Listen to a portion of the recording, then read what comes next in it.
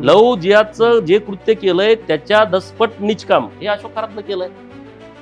बरं आम्ही त्याला पाठीशी घातला तर ठीक आहे ना, डायरेक्ट त्याला बेड्याच ठोकलेत. 19 आमदार म्हणे त्याच्या संपर्कामध्ये होते. कुणी असेल, कोण असेल ते मला माहित नाही. तुमच्या संपर्कातले ओळखीतले कोणी होते का? माझे कोण नाही. मग तुम्ही रात्री तिथं पुतळा लावून परत धनगरांच्या शिवभक्तीवरती शंका घेताय, ही कितपत योग्य बाब आहे? अरे छत्रपती शिवाजी महाराजांच्या सोबत काम करणारी लोक आहे. पोलिसांनी इतकं मारलं आम्हाला, आणि ते पोलिसाची ती प्लॅस्टिकची काठी खूप वाईट आहे. 1 तासानंतर कातड गेलेलं कळते, तोपर्यंत कळतच नाही. कोणी DYSP झालंय, कोणी ऍडिशनल SP झालंय, सांगतात नव्हतं. त्या काळातल्या गोष्टी म्हणून सांगतात. पण तेव्हा तुमचा जयंत पाटलांचा जास्त संघर्ष होता का RR पाटील? आता ते शेवटी नेते आहेत राजे, त्यांनी ओळखलं. तिथून आमची इतकी दोस्ती चांगली झाली, फोनवर बोलणं इकडे तिकडं. परत मी जेलमध्येच गेलो, आमची लोक त्यांना भेटायला यावं साहेब, ठीक आहे म्हणले, बघू तो जेलमधून आला तरी मी त्यांना तिकीट देतो. की गोपीचंद पडळकरांना पवारांच्या किंवा पवार कुटुंबीच्या विरोधात बोलायला भाग पाडले? असं काय नाही, भाग नाही, मला तो नादच होता. बीजेपी अंगावर घ्यायचा? नाही नाही, असं काय. धनगरांचे नेते कोण? राम शिंदे, महादेव जानकर की गोपीचंद पडळकर? रोहित पवारांना शेंबूट पुसायची अक्कल नाही, असं मी अनेक वेळा बोलतो, ते काय पुढे अनेक वेळा बोलेल. एकंदरीत मी बघतोय हा रोहित चॅप्टर आहे, आजोबावरती तो गेलाय असं माझं मत आहे. मग त्यामुळे त्यांची काळजी वाटते असं मी स्टेटमेंट केलं होतं तेव्हा, अजितदादा असतानाच बोललो होतो. पडळकर यांची जहरी टेका, पडळकर यांचं जीभ घसरली. जीभ घसरली. आता रोज आम्हाला 2 दिवसात हिटिंग घ्यावं लागतं, काय करावं त्याला आता? इथला अर्थ काय सांग, पडळकरांची जीभ घसरली, अरे जीभ इथंच आहे ना. देवेंद्र फडणवीस महाराष्ट्राला मिळालेली दैवी देणगी आहे, गॉडगिफ्ट आहे.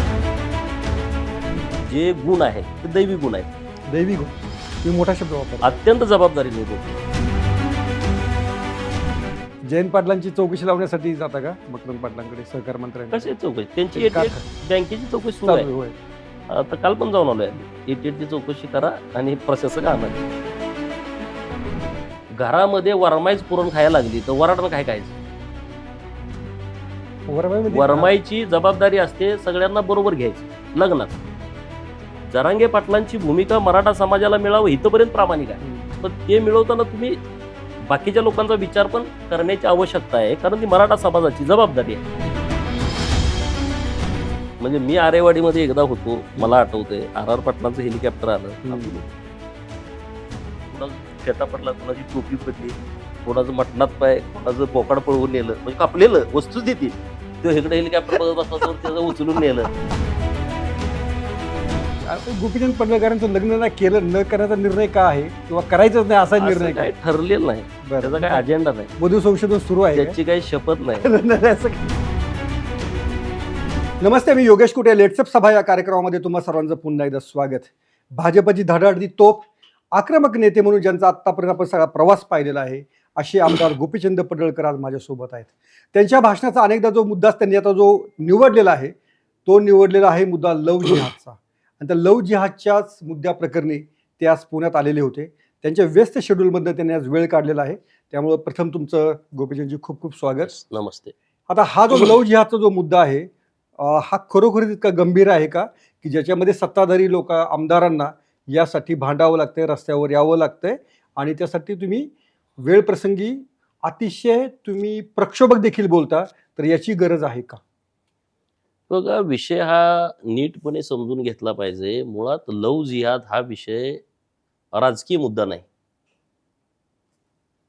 महाराष्ट्रामध्ये किंवा देशभरामध्ये अनेक ठिकाणी हे प्रकरण ठरवून केली जात आहेत. लव जिहादचा अर्थच काय आहे?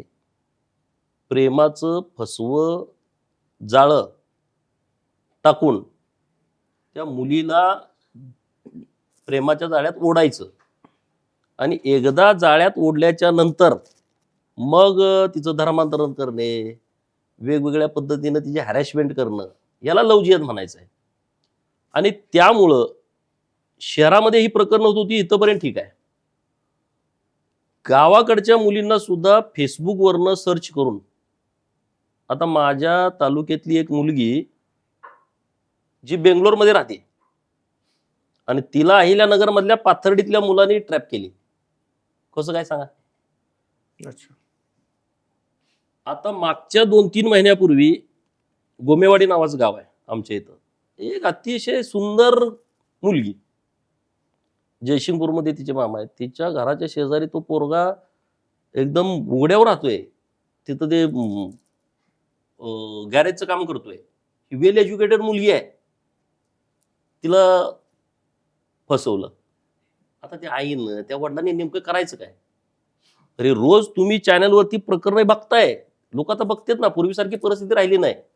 आता एखाद्याला कुणाला काय माहिती घ्यायची म्हटली जगभरात मोबाईलवर लगेच मिळते. आणि आता कुणाला स्मार्टफोन नाही असा माणूस क्वचित एखादा दुसरा असेल.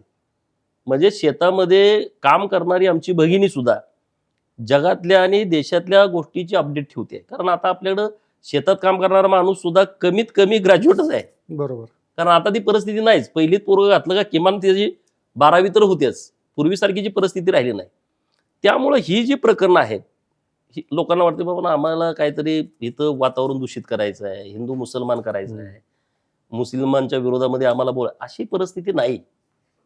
ह्यामध्ये सगळी जेवढी प्रकरणं मी स्वतः बघितली, मी अहिल्यानगर जिल्ह्यामधल्या 20 मुलींना अशा भेटलो. 3 दिवस वेळ काढून गेलो. ती कुठं म्हणजे जाहीर काहीच नव्हतं. तुम्ही तुमचे बरेच सगळे संबंधित त्यांना विचारा तुम्ही. मी राहुरीमध्ये गेलो, कोपरगावमध्ये जबाबदारी दिली, तिकडे मी गेलो. त्या मुलींना भेटायचं किंवा त्यांच्या आई वडिलांना भेटायचं. कुणाची आत्महत्या झाल्या, कुणाला काय झाले, त्यांची स्टोरी ऐकल्याच्या नंतर आपल्या लक्षात येईल की हे सगळं ठरवून चाललंय. हे आपण म्हणतो प्रेम प्यार वगैरे असं काही नसतं. हे बघा त्या मुलींना काहीच माहित नसतं. आता तुम्ही नात्यापुत्याचं उदाहरण घ्या. दक्ष नावाचा तो पोरगा होता असं त्या मुलीला सांगितलं. मग तो दक्ष होता का? नाही. आता त्या मुलीचे चुलते आले होते मगाशी मला, आता इथं भेटले मी सासवडला मोर्चाला गेल्यानंतर. ते म्हणते त्या मुलीला आधार कार्ड पण दाखवलं त्यानं. मग हा माणूस तिकडं अहिल्यानगर जिल्ह्यामध्ये त्याचं गाव जे सांगितलं तिथं ते जाऊन आले, कनेर नावाचं गाव. ते म्हणजे हा माणूसच नाही असला आमच्या गावात कोण. मग परत सगळं प्रकरण बाहेर आलं की तो मुलगा मुस्लिम आहे, त्यानं रेकॉर्डला हिंदूचं नाव लावलंय. बरं इथंपर्यंत ठीक आहे, त्याचं लग्न पण झालंय. म्हणजे कुठलं प्रेम सांगा. हा प्रेमाचा विषयच नाही. आज जे प्रकरण बाहेर आलं नाशिक पोलिसांनी काढलं, नाशिक पोलिसांची दुपारी प्रेस झाली, कॉर्पोरेट जिहाद जो विषय आहे, त्या मुलीची स्टोरी आहे का? 130 मुलं आणि मुली एका कंपनीत काम करतायत नावाजलेल्या, आणि त्यांचे जे प्रमुख आहेत त्या प्रमुखांनी ह्या सगळ्या मुलींना टार्गेट केलंय. त्यांना इंटरव्ह्यू घेताना पासून ट्रॅप, तुला घेतो, त्याच्यावरती प्रेशर, त्याच्यावरती प्रभाव, साहेबामुळेच माझं काम झालंय. परत मग सुट्टीच्या बद्दल, मग तुला सुट्टी देतोय, तिला सुट्टी देत नाही. म्हणजे तुझ्यावरती माझं काहीतरी वेगळं काहीतरी लक्ष आहे, वेगळं काहीतरी प्रेम आहे. किंवा उशिरा आली तर त्या कंपन्यामध्ये कारवाई करायची पद्धत आहे, त्या कारवाईमध्ये सूट द्यायची. विकेंडला फिरायला आजचं प्रकरण आहे, विकेंडला सुट्टीला रिसॉर्टला जायचं किंवा इमॅजिकाला जायचं त्यांनी प्लॅन केलं. त्यामध्ये बाकीच्या मुली गेल्यानंतर एक मुलगी गेली तर त्या मुलानं तिला जाळ्यात पाडलं, तिला काही ड्रग्ज दिले, त्या मुलीचा व्हिडिओ तयार केला, तो व्हिडिओ लगेच त्या दोस्ताला दिला. हे कुठलं प्रेम आहे? म्हणजे तुम्ही त्या मुलीच्या सोबत शरीर संबंध प्रस्थापित करताय, त्याचा व्हिडिओ त्याला दिला, त्यानं ब्लॅकमेल केलं, मी तुझ्या घरी सांगेन, त्यानं संबंध प्रस्थापित केले, त्यानं परत तिसऱ्याला दिले. काय प्रकार आहे? 9 मुलींनी तक्रार दिली आज FIR. गावाखेड्यात होतं हा विषय वेगळा. IT सेक्टरमध्ये वेल एज्युकेटेड मुलींना अशा पद्धतीनं फसवलं जातंय. कौतुक केलं पाहिजे नाशिकच्या पोलिसांचं, कौतुक केलं पाहिजे मुख्यमंत्री महोदयांचं, वरिष्ठ पोलीस अधिकाऱ्यांचं. महिला अधिकारी वेषांतर करून त्या मुलींच्या मध्ये गेल्या, त्यांना विश्वासात घेतलं, त्यांना विश्वास दिला आणि केस करण्याला भाग पाडला. आज 9 केस झालेत. दुपारी पोलिसांची फ्रेज झाली, त्यांचं म्हणणं की 20 मुली अशा अन्यायग्रस्त असतील. ही एक कंपनी आहे. पुणे तर ITचं हब आहे. मुंबई, ठाणे, नवी मुंबई, नागपूर, इथं काय प्रकार घडत असतील? हा कुठला प्रकार आहे? लव्ह जिहादचाच प्रकार आहे. लव्ह जिहाद ही जर त्यांची मोडस ऑपरेंडी असेल तर हिथं सुद्धा अशोक खरासारखी प्रकरणं घडतात. मग त्याच्याविषयी गोपीचंद पडळकर मी इतक्या आक्रमकपणे का बोललो? बोलत नाही? आक्रमक तुमच्याकडे आलंय का नाही मला माहित नाही. मुळामध्ये आपण महाराष्ट्रामध्ये राहतोय, आम्ही देवाला मानणारे आहोत. देवावरती आमची श्रद्धा आहे, अंधश्रद्धा नाही. छत्रपती शिवाजी महाराजांचं हे राज्य आहे. छत्रपती शिवाजी महाराज तुळजाभवानीचं दर्शन घेऊनच कुठल्या मोहिमेवरती जायचे किंवा रायगडावरती उठल्याच्या नंतर राजवाड्यातल्या देवाची पूजा केल्यानंतर जगदीशेश्वराच्या मंदिरातच जायचे सकाळी. त्याशिवाय त्यांचा दिनक्रम होत नव्हता. आम्ही देवाला मानतो, आम्ही भोंदूगिरीला मानत नाही. संत ज्ञानेश्वर, संत तुकाराम महाराज, संत नामदेव, संत चोखामेळा, बिरोबा, खंडोबा, ज्योतिबा, शिदोबा, मस्कोबा, यताळबा, माकोबाई, तुळजाभवानी, महालक्ष्मी, अरे आमची दैवत आहेत ना. भोंदूगिरीकडे आम्हाला जायची गरजच नाही. मुळामध्ये अशोक खराताचं प्रकरणच आपल्या पोरांनी काढलंय. म्हणजे हिंदुत्ववादी काम करणारा जी मुलं आहेत तिकडची त्यांनीच हे प्रकरण लावून धरलंय. मुख्यमंत्री महोदयांच्या लक्षात आल्यानंतर डायरेक्ट त्यांच्यावरती कारवाई करायला लावली. हे काही कुठल्या विरोधी पक्षानं पुरोगामी समजणाऱ्या लोकांनी हे प्रकरण काढलं नाही. लोकांनी समजून पण घेतलं पाहिजे. हिंदुत्वाचा काय संबंध आहे? पीएनं ते प्रकरण काढलं. हिंदुत्व ऐका ऐका ऐका पीएचं प्रकरण आता हे पुढे आलं. हा. ह्याच्यावरती 1 वर्षापासून लोक काम करत होती. पीएनं कुठे एका व्हिडिओ दिला, पण हे प्रकरण जेव्हा सीएम साहेबांच्याकडे आलं तेव्हा तात्काळ त्यांनी आदेश दिले ना. म्हणजे भोंदूगिरीला आम्ही समर्थन नाही. अशोक खरातासारख्या लोकांना फाशीच दिलं पाहिजे, त्याबद्दल दुमतच नाही. त्यांनी जे कृत्य केलंय ते नीच कृत्य केलंय.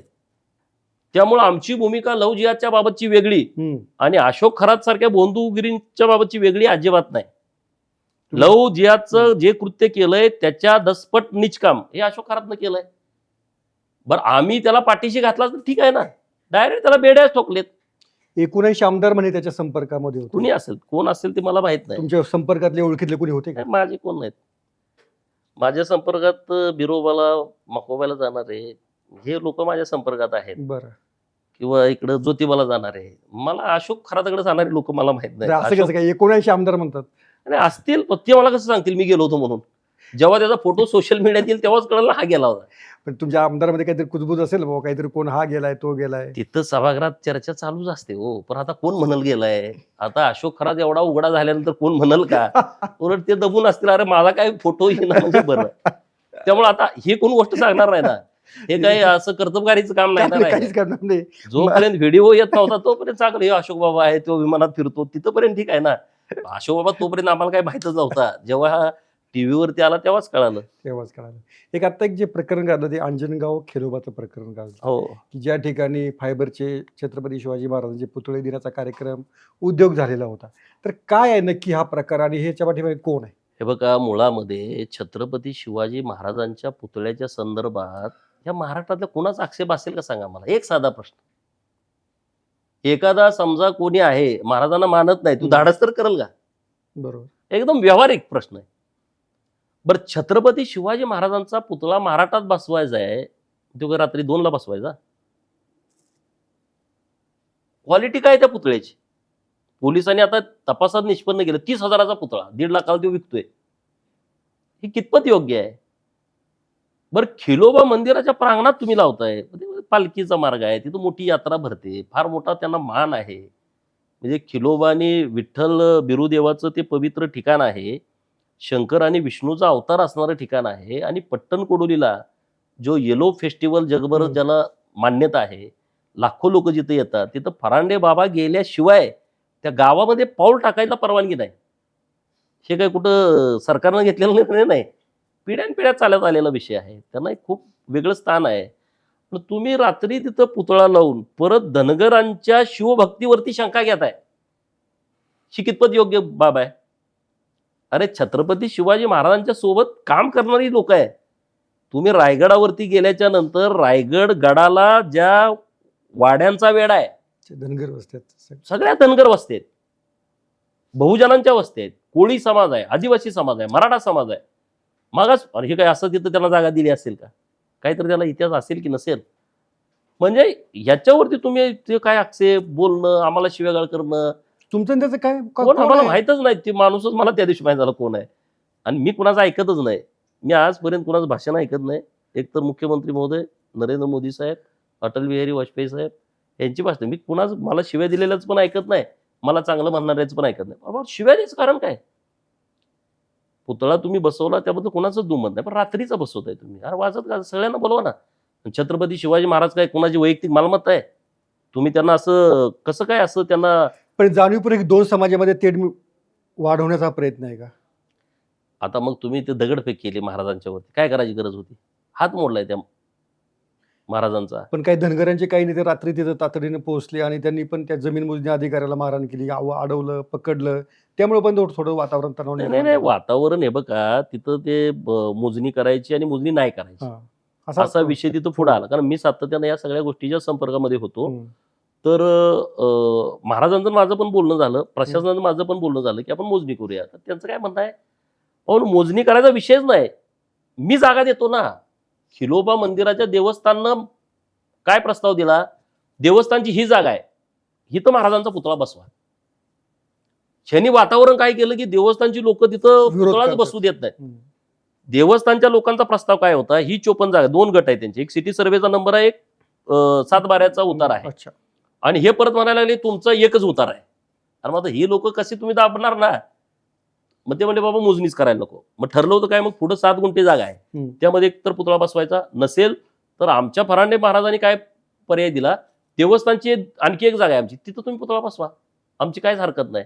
हा पालखी मार्ग आहे आणि तिथं मोठ्या प्रमाणात लोक येतात आणि गटाराच्या जवळ तुम्ही पुतळा बसवलाय.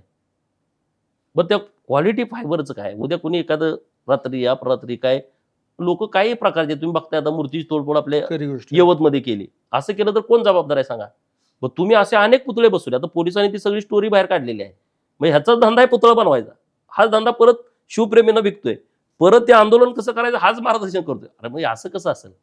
आणि तुम्ही महाराष्ट्रातल्या बहुजन समाजाच्या शिवप्रेमाविषयी डाऊट कसं काय करू शकता.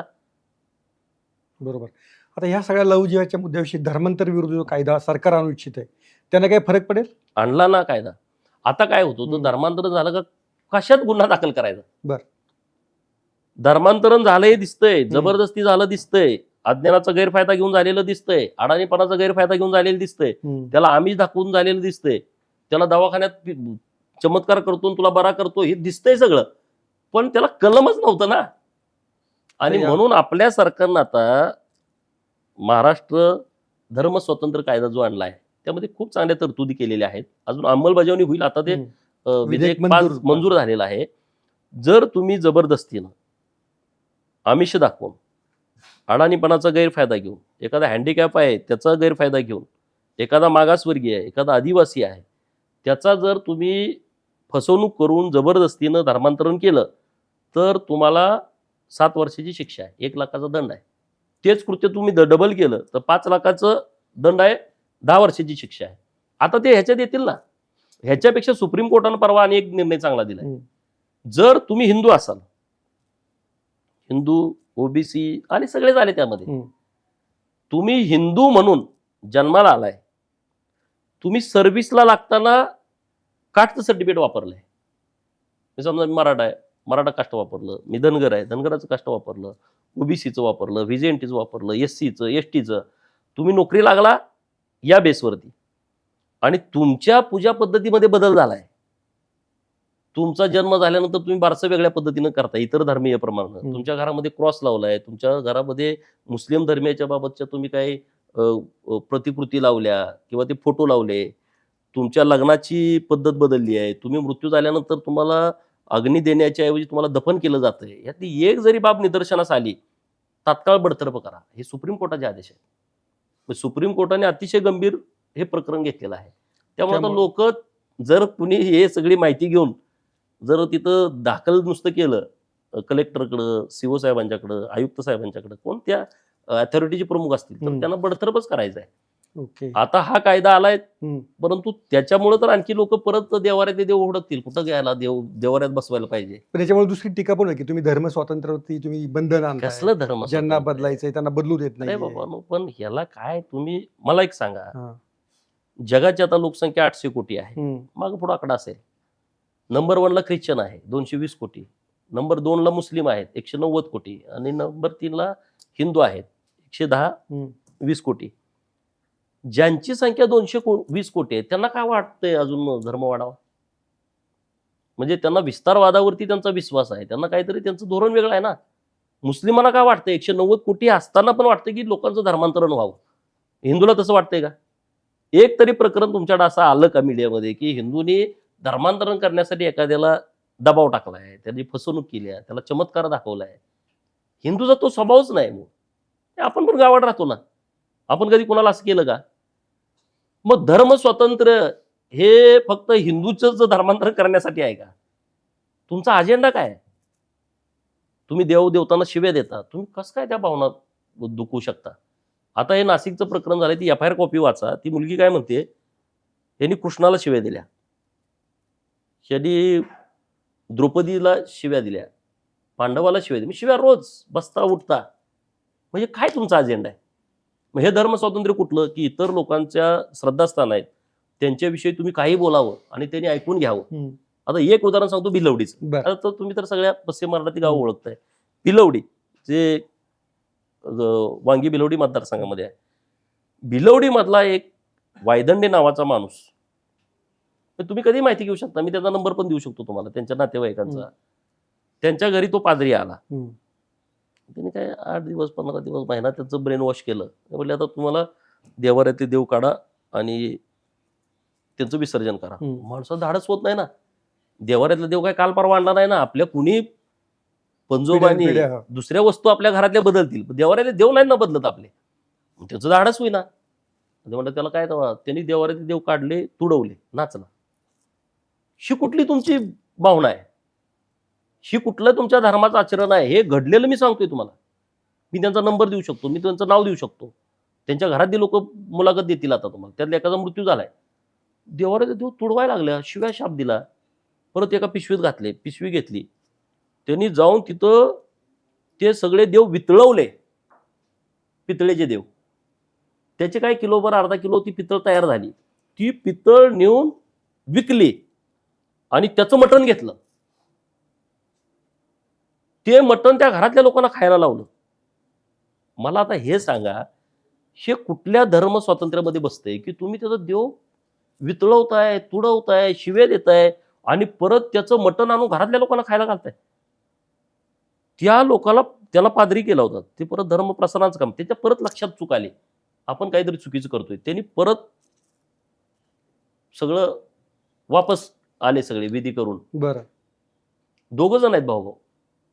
ती भूमिका तुम्ही कधी बोलव तर ते आम्ही घेऊन येऊ शकतो. ओके. मी इथपर्यंत प्रकरण स्टडी केलेली आहेत. हे काय अत्यंत चुकीचं आहे. मी काय भूमिका घेतोय आता, तुम्ही ते मी सभेतनं बोलवलो, गोपीचंद पडळकर काही बोलतोय. अरे ती मुलगी धनगर समाजाची वेल एज्युकेटेड मुलगी, तुम्ही MPSC भिगवणबद्दल बोलताय. नाही आमच्या सांगलीमध्ये सांगलीमधली, yes. Well educated MPSC pre exam pass झालेली पोरगी. कोरोनाच्या काळात तुम्ही तिला फसवून लग्न करताय. जे कन्वर्ट झालंय कुटुंब धनगर समाजाचं, त्यात तुम्ही लग्न केलं. आता त्या बिचारीचा काय दोष सांगा? मग परत लग्न केल्याच्या नंतर त्यांना कळालं त्या देवाऱ्यात देवच नाही. हे संकष्टी दिवशी मटण घरात आणतायत, एकादशी दिवशी घरात मटण आणतायत, उपवास कुठला धरू देत नाहीत. उपवास या पोरीन धरला का त्या दिवशी घरात काहीतरी असं वसाट करतात. मग ती परत आता काय करणार काय? आपण गावात राहतोय, आता पै पाहुण्यात काय होईल, आई वडिलांना काय वाटेल, मामाला काय वाटेल. मग त्याच्या घरातल्या घरात मग ठीक आहे, आता ह्यांनी धर्मांतर केलं त्यांचं करू दे, आपण नाही करायचं. मुलगी ती जेव्हा गर्भधारणा झाली, गर्भसंस्कार करायच्या वेळेस त्यांनी तिच्यावर दबाव टाकायला चालू केला की तू चर्चमध्ये ते ख्रिश्चन पद्धतीनंच तुझा गर्भसंस्कार झाला पाहिजे. आणि हिच्या घराकडे इकडं डोहाळे जेवण घालायची तयारी. तिचं वडील डॉक्टर आहेत, डोहाळे जेवण घालायची तयारी. इकडं हे म्हणायचे इथं असं करायचं की डोहाळे जेवण करायचं. पूर्वीनं आत्महत्या केली हो. आता तुम्ही सांगा मग मी काय बोललो पाहिजे ह्या विषयावरती? मग तुम्ही धर्मांतर केलं इथंपर्यंत ठीक आहे. तुम्ही त्या मुलीचा बळी घेतला ना, पोटातलं बाळ, आणि तिचा बळी घेतला. मग तुम्ही जबरदस्तीनं गाव खेड्यात कशासाठी येत आहे? तुमचं काय काम आहे? त्याबद्दल तुमच्या विरोधात मोर्चा पण निघाला होता सांगली. एक कुठं 32 निघाले राज्यभरात. तेव्हा आमदारांना कळालं किती लोक कन्वर्ट झालेत. मला सगळे आमदार वार ही कुठून आलेत? माझ्या मतदारसंघात एवढी लोक आहेत त्यांना बी कळना. 5,000चा मोर्चा, 4,000चा मोर्चा, 3,000, म्हणजे एवढं धर्मांतरण झालंय. ते त्या निमित्तानं कळालं. नाही पूर्व भारतातली परिस्थिती बघा ना. कोण आहेत ही लोक? कसं काय कन्वर्ट झाली एवढी? मणिपूरची परिस्थिती कशावरून झाल्या? मेघालयमध्ये मी इथं स्टेटमेंट केलं, मेघालयमधनं मला फोन आला. उमा खापरे ताईचाच फोन आला, विचारा त्यांना आमदार मॅडमला. तिथल्या महिला मोर्चा अध्यक्ष तुमच्याशी बोलणार. मी म्हटलं मेघालयचं माझ्याकडे काय काम आहे? म्हणजे नंबर द्या म्हटलं. त्यांचा फोन आला, आपने क्या स्टेटमेंट किया आहे? म्हणलं कशाबद्दल? ते असं म्हणलं असं आहे, मी असं बोलले. पण ते म्हणले इथं प्रचाराचा मुद्दा झालाय तुमच्या विरोधामध्ये, म्हणून मी विचारते. हे जोर जबरदस्तीनं कोण धर्मांतर करायला आलं मग ते काय पाया पडावं का असं मी स्टेटमेंट केलंय म्हटलं. ओके. म्हणजे ती सगळी राज्य कन्वर्ट झाली. ह्या विषय काय आहे अत्यंत सिरियस आहे. यूट्यूबवरती सर्च केलं तुम्ही पण माहिती तुमच्याला तर माहिती असेलच ती त्याबद्दल काही दुमत नाही.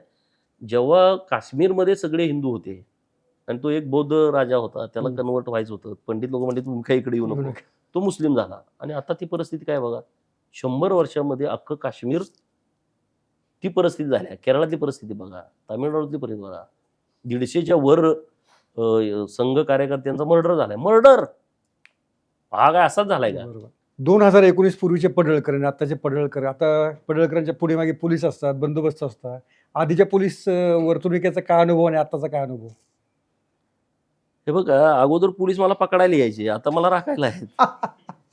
पकडायला काय यायचे? तुम्ही काय असं करायचे? पकडायला लोक पोलीस का पकडलं तुम्हाला? किती केसेस आहेत बघा ना माझ्यावर. 10-12 जण एकत्र झालो तरी केस घालायचे आमच्यावरती. रोज पोलीस गाड्याच मागच. पण कार्यकर्ते माझे एवढे जबरदस्त होते 5व्या मिनिटाला कळायचं पोलीस कुठे. मी तर तालुक्यात असायचो पोलिसांना सापडायचो नाही. मी तर सार्वजनिक जीवनात असायचो. पोलीस जरा जरी कुजबजला का फोन करा हे तर पोलीस हॉटेलात बसलाय तुमच्याबद्दल असं बोलतोय. माझी आई दुसऱ्याच्या घरी 2 महिने झोपत होती पोलीस यायचे म्हणून. लाता घालायची दरवाजावरती. तुम्ही असे काय कृत्य घरावरती हेच की आंदोलन मोर्चे ह्या केसेस माझ्यावरती. तुमचं एक भाषण फार गाजलेलं आहे ते युट्यूबवर अजूनही दिसतं की ते मला तुम्ही एकदम तरुण दिसता असं तळमळ दिसत नाही का? तेव्हा पोरगेलेच होता असं असं म्हणूया आपण. कॉलेज सुटल्यानंतरच ते होतं. तर ते काय भाषण होतं? म्हणजे मला ते मला वाटतं तुम्ही भाषण सोडून कुठला धंदाच केला कोठडीत नाही. भाषण जेलमधनं जेलमध्ये तुम्ही सुटून आलेला होता ते मला वरती ही केस घातली. मंगळसूत्र चोरलं अरे काय तुम्ही करताय? ज्या लग्नामध्ये पत्रिकेतला मी प्रमुख पाहुणा आहे आणि तुम्ही माझ्यावरती केस अशी घालताय. मी पोलीस स्टेशनला हजर झालो तेव्हा 10,000 लोक मला हजर करताना होती. 1 तास फटाकड्या उडवल्या आम्ही गरिबीच्या काळात पोरांनी लाखभर रुपयाच्या आणि मग मी पोलीस स्टेशनमध्ये हजर झालोय. आम्ही काय असं डरपोक माणसं नाही. पोलीस स्टेशन म्हणलं का पळायचं, जेल म्हणलं का पळायचं. आम्ही प्रत्येक ठिकाणी आम्ही फेस केलंय. पोलिसांच्या लाठ्या खाल्ल्या, कातडी अंगावरची निघालीत, लाट्या काय. जेलमध्ये हजर झालो 2 महिने माझा जामीन झाला नाही. 2014ची घटना आहे. मी जेलमधून आलो लोक विधानसभा लढवली आहे. येताना पण तेवढीच लोक मला घ्यायला अशी 5-7 किलोमीटर रॅली होती. ती काय मी बोलवली होती? लोकांचं प्रेम होतं ना. मग त्याच्यातलं ते भाषण आहे माझं सभेतलं. जयंतराव पाटील म्हणजे मी आटपाडी तालुक्यामध्ये जोपर्यंत तुम्ही पाणी देणार नाही तोपर्यंत तुम्ही यायचं नाही मंत्र्यांनी असं आम्ही एक घोषणा करून टाकली होती. जोपर्यंत आटपाडीला पाणी नाही तोपर्यंत कुठल्याही मंत्र्यांनी आटपाडीत पाऊल ठेवायचं नाही. आता जयंतराव सिनियर लीडर तेव्हाचे एकदम मजबूत मंत्री सरकारमधले मग त्यांनी ठरवलं असेल काहीतरी चला आम्ही तर नवीनच होतो. अचानक हेलिकॉप्टर त्यांचं उतरलं. कुणालाच माहित नाही प्रोग्राम कुठला नियोजित नाही काय नाही. आटपाडीमध्ये मी तासगाव सांगलीला निघालो. तासगावपर्यंत जाऊस तर फोन आला पत्रकारांचा अहो ते जयंतरावचं हेलिकॉप्टर आलंय. ठीक आहे म्हटलं गाडी वळवली माघारी. कुणालाच माहित नाही. जात जात जात लोकांना कळालं. लोक 1000-2000 गोळा झाली आडवी गाडीच्या. पोलिसांनी इतकं मारलं आम्हाला आणि ते पोलिसाची ती प्लॅस्टिकची काठी खूप वाईट आहे. 1 तासानंतर कातड गेल्याला कळते तोपर्यंत कळतच नाही. आणि त्या दिवशी किडेबिस्त्री तालुका सांगोल्याला आमची अहिल्यादेवींची जयंतीचा कार्यक्रम होता. तिथं पोलिसांनी आम्हाला बडवलं आणि मग आम्ही तिकडे गेलो. कोंबडवाडी नावाचं गाव आहे तिथं थांबलो होतो आम्ही पाणी वगैरे प्यायला. आणि मग परत माझं कातड गेलं. इथं काय चणवतंय तिथं काय चणवतंय. प्रत्येकाच्या अंगावर साल्टं नव्हतं. आम्ही काय असंच पुढारी झालो नाही ना कुणाही मागं पुढं फिरून. ते पोलीस परत भेटले कधी? नाही आमचा काय त्यांच्यावर राग नाही. त्यांचा दोष नव्हता. पोलिसांना ते वापरलं. 6 PI बदलले होते. माझ्या विरोधात PIला आणायचे. PIनं माझ्यावर खोटा गुन्हा नाही केला त्याची बदली करून टाकायचे. 6 PI बदलले होते. 6 PI तुम्ही आटपाडी पोलीस स्टेशनमध्ये जाऊन यादी काढून बघू शकता. PIना काढायचं ना बाबा ह्यांचा काही दोषच नाही. आम्ही काही ब्लॅकमेलर नाही. आम्ही पोलीस स्टेशनमधल्या पोलीस शिपायाला किंवा तहसील कार्यालयातल्या शिपायाला सुद्धा अरे तुरे बोललो नाही आतापर्यंत. आता ज्यांना बोलायचं त्यांना मी बोलतो. पण सामान्य लोकांशी आमचं कधीच काय नाही. 2 नंबर काम कधी आमचं नाही. आमच्या पार्टीत वाळू उचलणारा मटकवाला जुगारवाला कुणी नाही. लोक कोणालाही तुम्ही विचारा. तुम्ही सगळ्या जिल्ह्यातल्या सगळ्या अधिकाऱ्यांना फोन करा. त्यामुळे ते PI आले का त्याच्याला अरे चुकीचं आहे आपण काहीतरी चुकीचं करतोय ते बदलून जायचे पण कारवाई करायची नाही. आता अनेक ते वरिष्ठ अधिकारी झाले, कोणी DYSP झालंय, कोणी ॲडिशनल SP झालंय, ते सांगतात भाऊ ते ठीक त्या आहे. काळातलं गोष्टी म्हणून सांगतात. पण तेव्हा तुमचा जयंत पाटलांचा जास्त संघर्ष होता का RR पाटलांशी? RRशी संघर्ष असण्याचं कारण काय, आता ते आज नाहीत, हा ना, त्यांच्याविषयी मी कधी बोलतच नाही. बरं. पण तेव्हा मी खूप बोलायचो. अनिल भाऊ बाबर 2009ला उभा राहिले हम्म. आणि अनिल भाऊ राष्ट्रवादीमध्ये 17-18 इच्छुक होते. एकदम मला तिकीट पाहिजे, मला तिकीट पाहिजे. आणि त्या 17-18 जणांनी, मग त्यांची तेव्हा युती झाली, काँग्रेसला तिकीट गेलं, त्यांनी सगळ्यांनी अनिल भाऊला पाठिंबा दिला. तेव्हा मी निवडणुकीत उभा राहिलो. मला 19,950 मतं पडली. माझ्यामुळं अनिल भाऊ निवडून येणारा कॅन्डिडेट पडला. त्यामुळे ते सगळं, आणि अनिल भाऊचे आबाची खूप चांगले संबंध. संबंध. मग त्यामुळे ते कुठं काय झालं का, गृहमंत्र्याचा फोन आटपाडी पोलीस स्टेशनला वाजायचा लँडलाईनवर, अख्खं पोलीस स्टेशन उभा, त्याला घाला केस टाकात. टोटल किती केसेस होत? पुढे 18-20 तर केसेस रोज मी कोर्टातच असायचो. ओके. पण तो म्हणजे आटपाडीच्या कोर्टात, विटेच्या कोर्टात, सांगलीच्या कोर्टात, ह्याच्याशिवाय अहो कुठं जाणंच शक्य नव्हतं.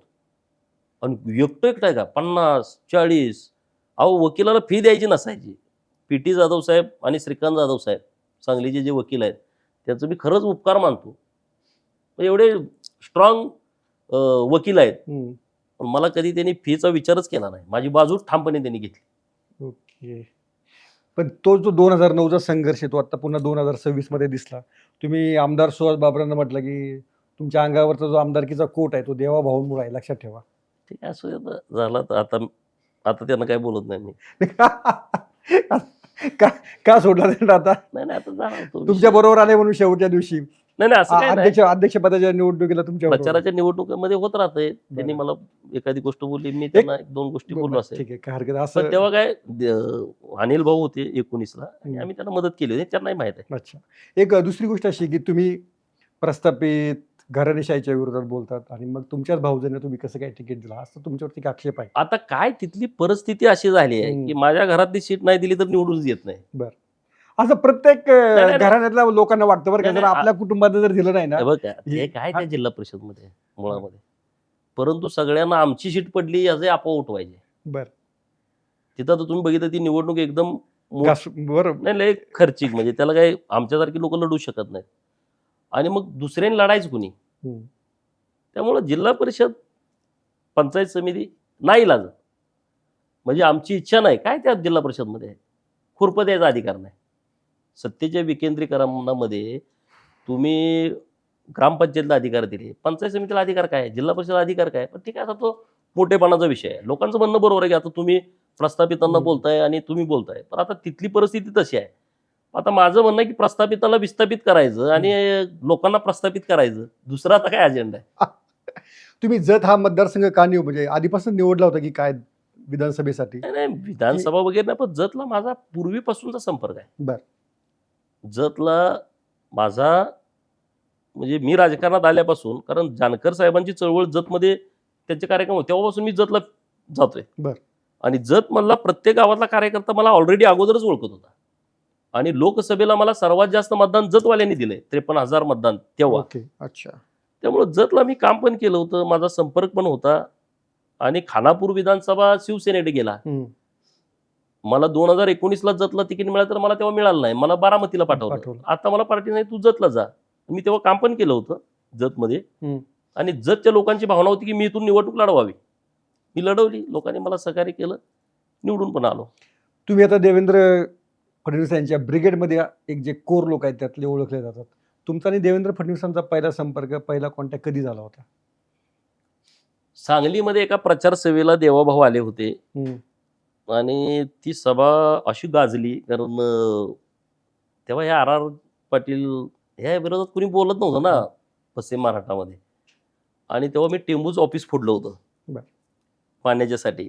म्हणजे गणपतराव आबासाहेब गेले होते पाणी करायला, तेव्हा तिथं त्यांनी जरा धक्काबुक्की केली अशी पेपरला बातमी आली होती. दुसऱ्या दिवशी परत आटपाडीचे सर्व पक्षीय लोक टेंबूला जायचं असं ठरलं. मी मुंबईमध्ये होतो, मला जरा यायला उशीर झाला. आमचे आटपाडीचे लोक तिथं गेले सगळे, हे काय माझ्या विरोध पार्टीतलेच होते, त्यांचा मला काही संबंध, पण आटपाडीची होती. आणि तेव्हा कॅनॉलचं अस्तरीकरणाचं काम करायचं, तर मोटारीच बंद करत नव्हते. आणि मोटारी बंद केल्याशिवाय काम चालू करता येत नव्हतं. आणि काम चालू नाही केलं तर पुढं जून महिना येत होता, पाऊस येत होता, म्हणजे परत आम्हाला पाणी मिळणं शक्य नव्हतं. मग आमची सगळी लोक गेली, तिथं कोण अधिकारी नाही, शिपाई हे ते. मग मी तिथं एक 10 मिनिटं लेट गेलो. ऑफिसमध्ये कोण आहे, कोण नाही. मी म्हटलं आमची लोक येऊन गेले, ते गेले. या साहेब कुठे आहे, साहेब आले नाहीत. मग आम्ही म्हटलं ठीक आहे, साहेब येत नाही ना, चला सगळं ऑफिसच फोडून टाकलं. आणि मग तेव्हा माझा सत्कार ठेवला होता कामत गावातल्या लोकांनी. त्या दिवशी सांगलीत सभा होती. त्या सभेमध्ये पहिल्यांदा माझी आणि देवाभाऊंची भेट झाली. बरं. माझं स्पीच इतकं जोरात झालं होतं आणि मी त्यांना म्हणत मला आटपाडीला जायचं आहे, माझा सत्काराचा कार्यक्रम आहे. मी जेव्हा सभेतनं उठलो, साहेबांनी पण मला म्हणजे हस्तांदोलन केलं, मला म्हणजे नमस्कार केला. मला जरा म्हणजे चांगला रिस्पेक्ट केला. हे सामान्य कार्यकर्ता हो. मी खाली उठल्यानंतर अख्खी लोक उभा राहिली होती मी जाताना. आता ते शेवटी नेते आहेत राज्याचे, त्यांनी ओळखलं. तिथून आमची इतकी दोस्ती चांगली झाली, फोनवर बोलणं इकडं तिकडं. परत मी जेलमध्येच गेलो. आमची लोक त्यांना भेटायला की, अहो साहेब ठीक आहे म्हणले, बघू तो जेलमधनं आला तरी मी त्याला तिकीट देतो. आणि मग मी आल्याच्या नंतर मला विधानसभेचं तिकीट मिळालं. आमची खूप चांगली मैत्री तिथून झाली. म्हणजे मी नशीबवान आहे की मला गॉडफादरची गरज होती. दुसऱ्यानं तर मला जवळ घेतलं नसतं. परंतु देवाभाऊनी मला इतकी ताकद दिली की बस. नाहीतर पश्चिम महाराष्ट्रामध्ये उपेक्षित समाजातून येऊन काम करणं शक्य नाही.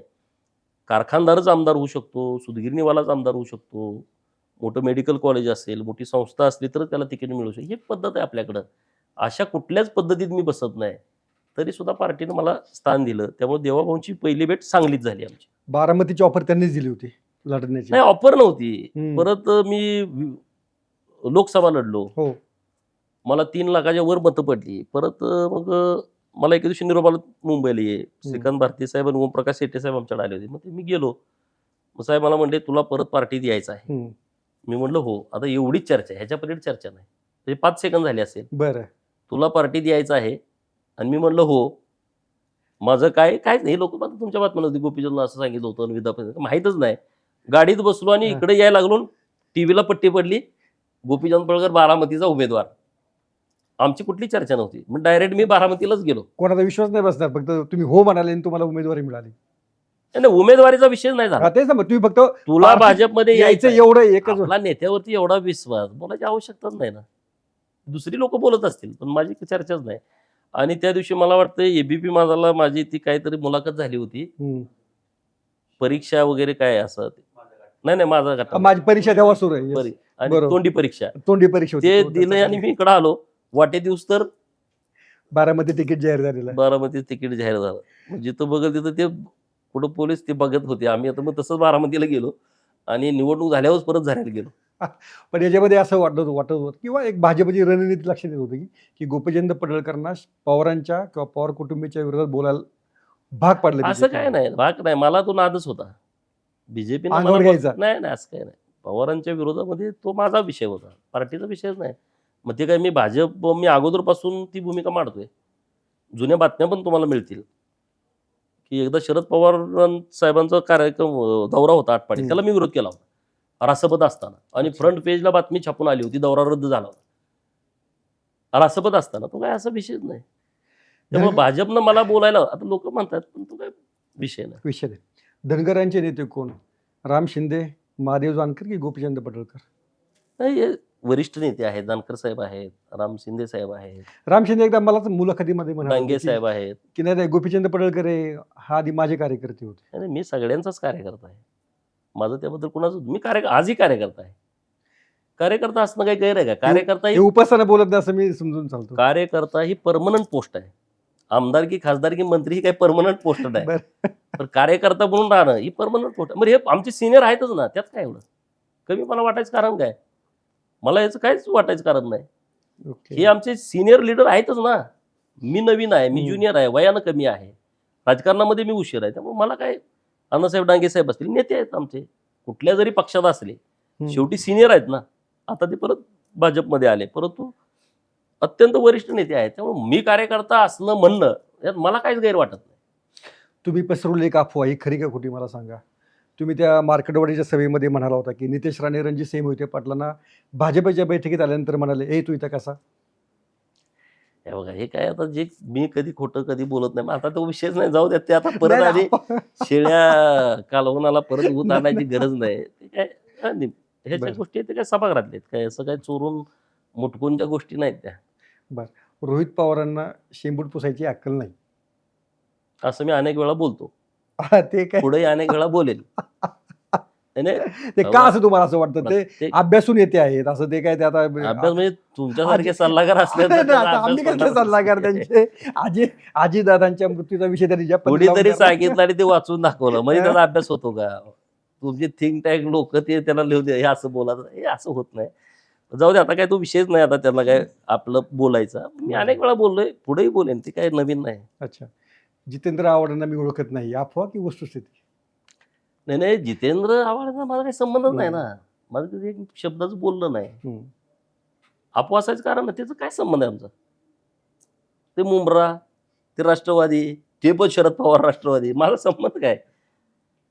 मी माझ्या पार्टीच्या लोकांशी कॉन्टॅक्टमध्ये असेल, माझा संबंध असेल, त्यांच्याशी ओळख असेल, बाकी त्याचं मला काही घेणं नाही ना. त्यात काही अफवा पटवायचं कारणच नाही ना. जयंत पाटील हे बिनकामाचे आहेत. जयंत पाटील यांनी काय काय प्रतिमा त्यांची जास्त फक्त मोठी आहे, तसं काय तुमचं एक वाक्य येते, पण ती पण अफवा की बघा, काय? मुळामध्ये काय हं. आहे, आता ह्या गोष्टी म्हणजे लोकांना म्हणजे त्यांच्या कशाला बोलताय? हं. अरे बाबा, तुम्ही जर 30-30, 40-40 वर्ष महाराष्ट्राच्या सत्तेमध्ये असाल, वडील असतील किंवा तुम्ही असाल, माझे काय प्रश्न आहेत त्याच्यावर उत्तर कुणीच देत नाही. जयंतराव या राज्याचे अर्थमंत्री होते, 9 का 10 वेळा त्यांनी अर्थसंकल्प मांडला. माझा एक साधा प्रश्न आहे की तुम्ही सांगली जिल्ह्यामध्ये एखादी अशी कंपनी का नाही आणली इंटरनॅशनल, की जे 10,000 लोक काम करतात? पुण्यामध्ये किती कंपन्या आहेत अशा? पिंपरी चिंचवडला किती आहेत? इकडं भिगवणकडं जी MID झाली तिथे किती लोक काम करतात?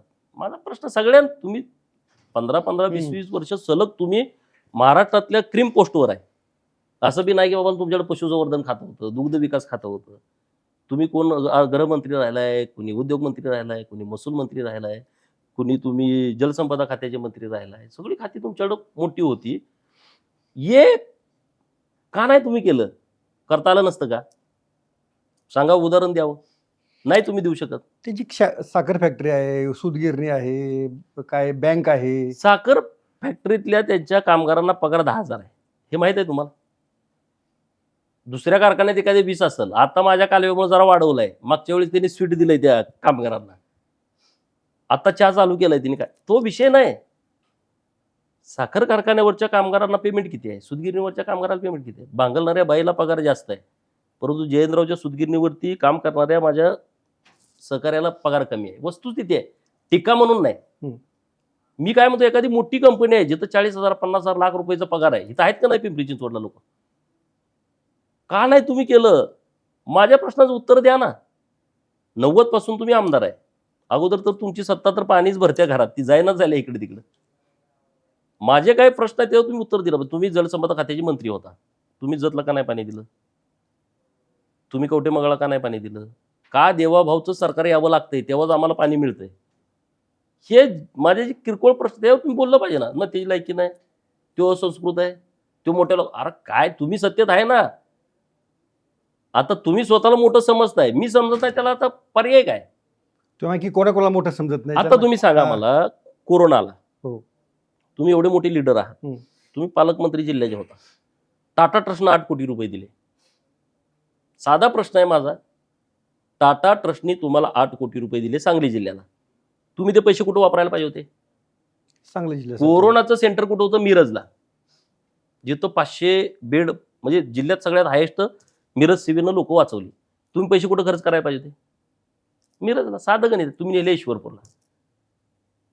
हा प्रश्न विचारायचा नाही मी. तुम्ही जिल्ह्याचे पालकमंत्री आहे, तुम्ही तालुक्याचे नाही. सांगली जिल्ह्याचा प्रॉब्लेम हा झाला, नेते राज्याचे, मंत्री राज्याचे, आणि काम मतदारसंघापुरतं मर्यादित. अशा गोष्टीवरती जर मी नाही बोल, त्याला उत्तर नाही तुमचं, मग तुम्ही त्याची लायकी काय ह्याच्यावरती येत आहे? अरे माझी लायकी 0 आहे.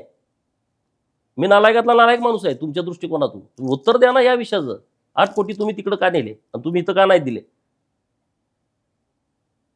ह्याच्यावरती तर चर्चा झाली पाहिजे का नाही सांगा? चर्चा होत नाही याच्यावर. असं कोणकोणत्या नेत्यांचा राग येतो की तुम्हाला ते राग मोठे- यायचा विषय राग म्हणजे असं मोठे नेते वाटतात पण ते प्रत्यक्षात त्यांचे पाय मातीचे आहेत. अनेक जण आहेत, पण आता काय जाऊ दे, परत आणि वाद होतोय, परत माझ्या नावानं बोंबल देत. पडळकर यांची जहरी टीका, पडळकर यांचं ते- जीभ घसरली. जीभ घसरली. आता रोज आईच्या आम्हाला 2 दिवसात हिटिंग द्यावं लागतं. काय काय करावं त्याला नाही, आता? पण याला अर्थ काय सांगा ना? हा? पडळकरांची जीभ घसरली. अरे जीभ इथंच आहे ना, कुठं घसरते? तुम्ही मुद्द्यावरती येतच नाही ना तुम्ही. ज्यांच्याकडे 40 वर्ष सत्ता आहे, महाराष्ट्रात भाजप कधी आलं? 95 to 99. भाजपनं काय दिलं? Mumbai Pune express highway. लाखो लोक रोज त्याचा फायदा घेत आहेत. तुम्ही सांगा ना एक काम असं की ज्याचा लाखो लोक रोज फायदा घेत आहेत. तेव्हा मुख्यमंत्री झाले, समृद्धी महामार्ग तयार झाला, लाखो लोक रोज जात आहेत, जाणार आहेत पुढं बरीच वर्ष. शक्तीपीठ महामार्गाची घोषणा केली आहे, तुम्ही विरोध विरोध का विरोध? जतला 2000 एकरामध्ये MIDC मी घोषित केली सरकारकडून. माननीय मुख्यमंत्री एकनाथ शिंदे साहेब, उपमुख्यमंत्री देवाभाऊ, उद्योग खात्याचे मंत्री उदय सामंत साहेब. अशीच घोषणा झाली का? आम्ही काय मेहनत केली असेल का? नसेल. पास-थ्रूची जाहिरात दिली, 4 फक्त लोकांचे अर्ज आले. 2000 टेबल पीस, कर्नाटक बॉर्डरवरची जागा, तिथून 40 किलोमीटरवरती इंटरनॅशनल एअरपोर्ट होतं विजापूरचं, नॅशनल हायवेवरची जागा, आणि 4च लोकांनी अर्ज केले. त्याच्या आम्ही खोलात गेलो, का तुम्ही 4 लोकांनीच अर्ज केले, दुसरे काय करणार? तर त्यांचं म्हणणं आहे त्या MIDCतून माल वाहतूक गाडी निघाल्याच्या नंतर 5 ते 6 तासात JNPTला पोहोचली पाहिजे. अरे मग JNPTला पोहोचणार कशी? रस्ता झाला पाहिजे ना त्याला. शक्तीपीठ महामार्ग त्याचा एक पर्याय आहे. पात्रादेवीपासून जो वर्ध्यापासून पात्रादेवीला जाणारा आणि तिथून कोकण गोवा मुंबई हायवे होतोय. कनेक्टिव्हिटी पाहिजे का नको? तुम्ही त्याला विरोध करताय. एक तर तुम्ही करत नाही, करताय त्याला विरोध करताय. जे कोणी प्रस्तावित लोक असतील, करू नका ना. हा शक्तीपीठ महामार्ग झाला तर जमिनीला भाव येतील, आजूबाजूला उद्योग येतील, लोकांना वाहतूक करणं सोपं होईल. बरं हे नाही झाला, काय फायदा आहे सांगा? आम्ही MIDC जरी घोषणा केली, आमच्याकडे लोक येणार का? नाहीत येणार. हे दूरदृष्टी ठेवा ना तुम्ही. सरकारने एखादी घोषणा केली आहे, तुम्ही त्यात काही समजा लोकांना त्रास असेल समजून घेऊन त्याला काय मदत वाढवून द्यायची आहे, पैसे जमिनीची वाढवून द्यायचे आहे, ह्याच्यावरती चर्चा होईल ना. बरोबर. पण रस्ताच नको, हे असं कसं होईल? माझ्या गाडीला ब्रेकच नाही, हे गाणं तुमचं भरपूर गाजलं होतं. आता काय दुसरं कोणतं गाणं करायचा विचार आहे का? बघू, अजून तर काय नाही, पण आलं कसं सांगतो मी तुम्हाला. काय मराठीमध्ये चित्रपटाची काय ऑफर वगैरे काय आली होती का तुम्हाला याच्यावर? ऑफर मी कोणाची मीच काढतोय ना, ऑफर काय कोणाची घेतो? मला वाटलं आम्ही काढू, त्यात काय नवीन. हिरो तुम्ही असणार त्या हिरो. दुसऱ्याला घेतच नाही मी. आपण करायचं काय करायचं म्हणलं तर आपण ठरवू ना, त्यात नवीन काय आहे? किती काढली अशी गाणी? नाही गाणी काय, आता आमची शूटिंग झालेली 2, 3, 4, 5 गाणी आहेत. बरं. पण पिक्चर तर आम्हीच लिहिला, आम्हीच निर्माते, आम्हीच डायरेक्टर, आम्हीच त्यातले हिरो. करायचं म्हणलं काही करताय, त्याला काय एवढं? तर मग डिपेंड नाही आम्ही कोणावर. पिक्चर पाहिजे ना ते आधीपासून? पाहायचा नाद नाही. बरं. फार कमी. आज का गुंडाराज पिक्चर बघायला गेलतो आम्ही. नागनाथ अण्णाचं आमच्याकडे पाणी परिषद असायची, आणि ट्रकात बसून ते बरं. ट्रक यायचे सगळे अण्णांची गावागावात. हम्म. आटपाडीला पाणी परिषद 26 तारखेला. आम्ही पण शाळेतनं चड्डीवर गेलो होतो, ते पोरांच्या मागं लागून. ते फुकटच ना आता काय ह्याच्यात. तर ते आटपाडीच्या स्टँडच्या तिथे एक थिएटर होतं, सिद्धनाथ थिएटर. हा. थिएटर तर आम्ही कधी आयुष्यात बघितलंच नाही. आम्ही ते पडदे गावात आल्यावर लग्नात वगैरे लावायचे टुरिंग किंवा टॉकीज आपली ती. नाही ते टॉकीज नाही, हा. नुसता पडदा. स्क्रीनवर त्या रील. तो बी 8ला पिक्चर म्हणलं, तो 12ला यायचा, परत ते खारखार व्हायचं. तर ते पिक्चर बघायला पहिल्यांदा गेलो मी टाकीमध्ये. आम्ही टाकीमध्ये आम्ही उशिरा गेलतो पिक्चर बघायला. आज का गुंडाराज चालू होता, आज एकदम अंधार गुडूक पिक्चर चालू आहे म्हटल्यावर आम्हाला काय माहिती तुझं. त्याला डायरेक्ट स्टेप होत्या. पहिल्यांदा गेल्या जे कोलांडी उडी खाल्ली, अरे काय कळलं काय झालंय. तर ते डायरेक्टच त्याला पायऱ्या होत्या, म्हणजे बाल्कनी जशी आपली असते थिएटरला डायरेक्ट सुरुवातच तशी होती. ती अशी सुरुवात आमची. त्यामुळे पिक्चर मी जास्त बघत नाही. बरं. आता धुरंधर एक मागं जाऊन आम्ही बघितला होता, आणि तो एकनाथ शिंदे साहेबांनी काढलेला पिक्चर काय आहे? धर्मवीर. धर्मवीर 1, 2 दोन्ही पाहिले? एक पाहिलं? एक बघितला पहिला. एकनाथ कुठं आहे तो पिक्चर बघितला. तर पिक्चरचा आम्हाला नाद नाही, पण गाणी वगैरे आम्ही ऐकतो गाडीत. बरं. दादा कोंडकेची गाणी जास्त ऐकतो. आणि आमची इच्छा आहे की मी CM साहेबांना विनंती करणार आहे, दादा कोंडकेचं एक भव्य स्मारक त्यांच्या गावात झालं पाहिजे. बरं. एवढा मोठा कलाकार, म्हणजे मराठीत म्हणजे फार मोठ्या उंचीचा कलाकार आहे, आणि इथंच बाजूलाच त्यांचं गाव आहे. त्यांचं आपल्या भोर तालुक्यामध्ये त्यांचं गाव आहे. आणि मग आम्ही त्यांची गाणी खूप ऐकतो गाडीत. दादा कोंडकेंची सगळ्यांची ऐकतो, पण त्यात त्यांना जास्त प्राधान्य आहे. धुरंधर पाहिल्यावर कसं वाटलं? तो काय पिक्चर म्हणजे प्रत्येकानेच बघायला पाहिजे. कुठे पण ते पुढं म्हणजे धाडस होत नाही. मुंबईत पाहिला का तिकडे सांगली? मुंबईत तुमचं सदाभाऊ बरोबर कसं काय जास्त जमतं?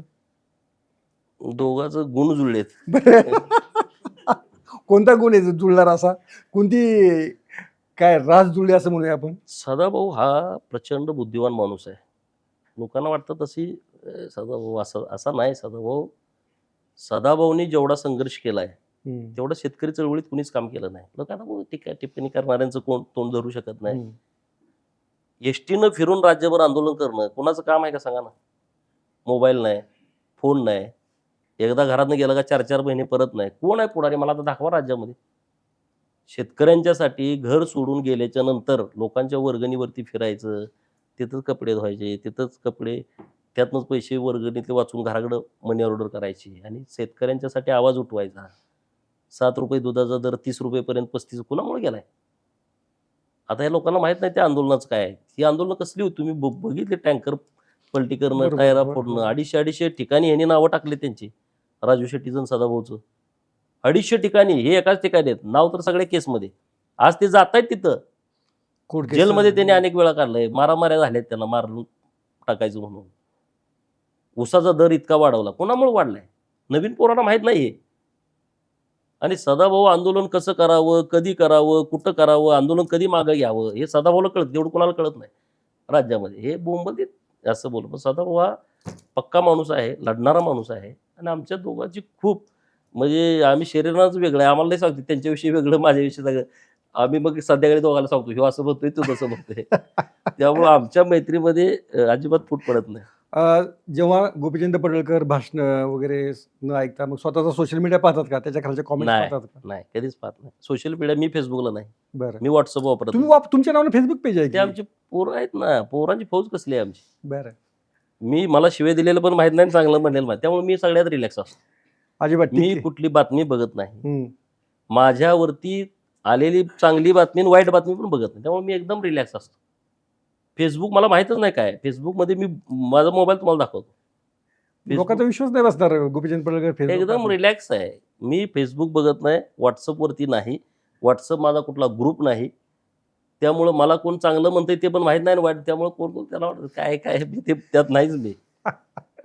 बरं, मी आता काही विषय विचारतो आणि त्याची आम्हाला उत्तर द्या. देवेंद्र फडणवीस तुम्हाला कसे वाटतात? देवेंद्र फडणवीस महाराष्ट्राला मिळालेली दैवी देणगी आहे. बरं. गॉड गिफ्ट आहे. बरं. माझा नेता आहे म्हणून नाही. म्हणजे त्यांच्याकडे जे गुण आहेत ते दैवी गुण आहेत. दैवी गुण तुम्ही मोठा शब्द वापरता. अत्यंत जबाबदारीने मी बोलतो. पुरोगामी समजणाऱ्या, पुरोगामी महाराष्ट्र नाही पण समजलं, महाराष्ट्र म्हणजे पुरोगाम्यांचं राज्य आहे. थोतांड पुरोगाम्याच्या राज्यामध्ये प्रचंड जातीयवादामध्ये तिसऱ्यांदा मुख्यमंत्री देवाभाऊ होतोय. हे दैवी गुण आहे. त्यांना आशीर्वाद आहे आणि कार्यकर्त्यांचं प्रचंड पाठबळ आहे. भाजप त्यांच्या बाजून आहे. 1 मे 1960 नंतर महाराष्ट्राला मिळालेला हा मुख्यमंत्री असा आहे की महाराष्ट्राला सगळ्यात पुढे घेऊन जाऊ शकतो. माझा नेता आहे म्हणून मी बोलत नाही, मी तर बोलतो नेहमी. परंतु त्यांच्याकडे ती क्षमता आहे, त्यांच्याकडे ती ताकद आहे. महाराष्ट्र कमी वेळात त्यांना समजला. महाराष्ट्र कमी वेळात त्यांनी पायाखाली पिंजून काढलाय. प्रत्येक विधानसभा मतदारसंघात जाणारा या वयातला एकमेव नेता आहे. या महाराष्ट्रातली सामाजिक वीण त्यांना कळते. मराठा समाजाचे काय प्रश्न आहेत, ओबीसीचे काय आहेत, मायनर ओबीसीचे काय आहेत, आदिवासींचे काय आहेत, मागासवर्गीयांचे विषय काय आहेत, यांची त्यांना पक्की जाण आहे. त्याच्यासाठी काय प्रयोग करायचे त्यांनीच केलेत ना. सारथीसारखी संस्था निर्माण करणं कुठल्याच मराठा मुख्यमंत्र्याला का नाही वाटलं? सारथी संस्था निर्माण करताना टीका टिप्पणी झाली त्यांच्यावरती. आज हजारो पोरं सारथीतनं अधिकारी झालेत. UPSC, MPSC. गरीब मराठा समाजाच्या मुलांना माहीत आहे सारथीची मदत काय आहे. एखादा माझ्या गावातला गरीब मराठा समाजाचा पोरगा पुण्यात क्लासला येणार आहे किंवा दिल्लीला क्लासला जाणार आहे, तर पहिल्यांदा आई वडिलांनी त्याच्या खिशात 10,000-20,000 रुपये टाकले पाहिजेत, तर तो पुण्यात येईल. पोलीस शोधल. त्याची काही ओळख नाही ना पुण्यात सगळ्यांची. सगळ्याचे नातेवाईक मित्र नाहीत. देवाभाऊचं सरकारनं पहिली स्कीम आणली आकस्मित निधी. म्हणजे MPSC आणि UPSCला, सारथीला, महाज्योतीला, TRTIला, बार्टीला जो पोरगा सिलेक्ट झालाय त्याच्या खात्यात पहिल्यांदा पैसे म्हणजे आई बापाच्या भूमिकेत सरकार आहे. पहिल्यांदा 10,000 खिशात टाकते, तिथं जा, जरा काहीतरी इकडं तिकडं खर्चायला तुझ्याकडे पैसे असू दे, मग तुला खोली मिळेल, मग तुला मेस मिळेल, मग तुझे मित्र होतील. म्हणजे आई वडील जशी काळजी करत तसं आपलं सरकार करते. हे योजना सरकारच्या आहेत ना. बरोबर. त्यामुळं तुम्हाला लोक- दैवी नाही नाही नाही, अजून माझं पुढं ऐकून घ्या. म्हणजे मी बोलतोय ते अत्यंत जबाबदारीनं बोलतोय. कोणाला काय वाटतं याच्याशी मला देणं घेणं नाही. देवाभावांच्या बद्दल पोटात उठणारे पण खूप आहेत, पण त्याला आता पर्याय नाही. त्यांच्या हातात ते राहिलंच नाही गणित. हे गणित लोकांच्या हातात गेलं.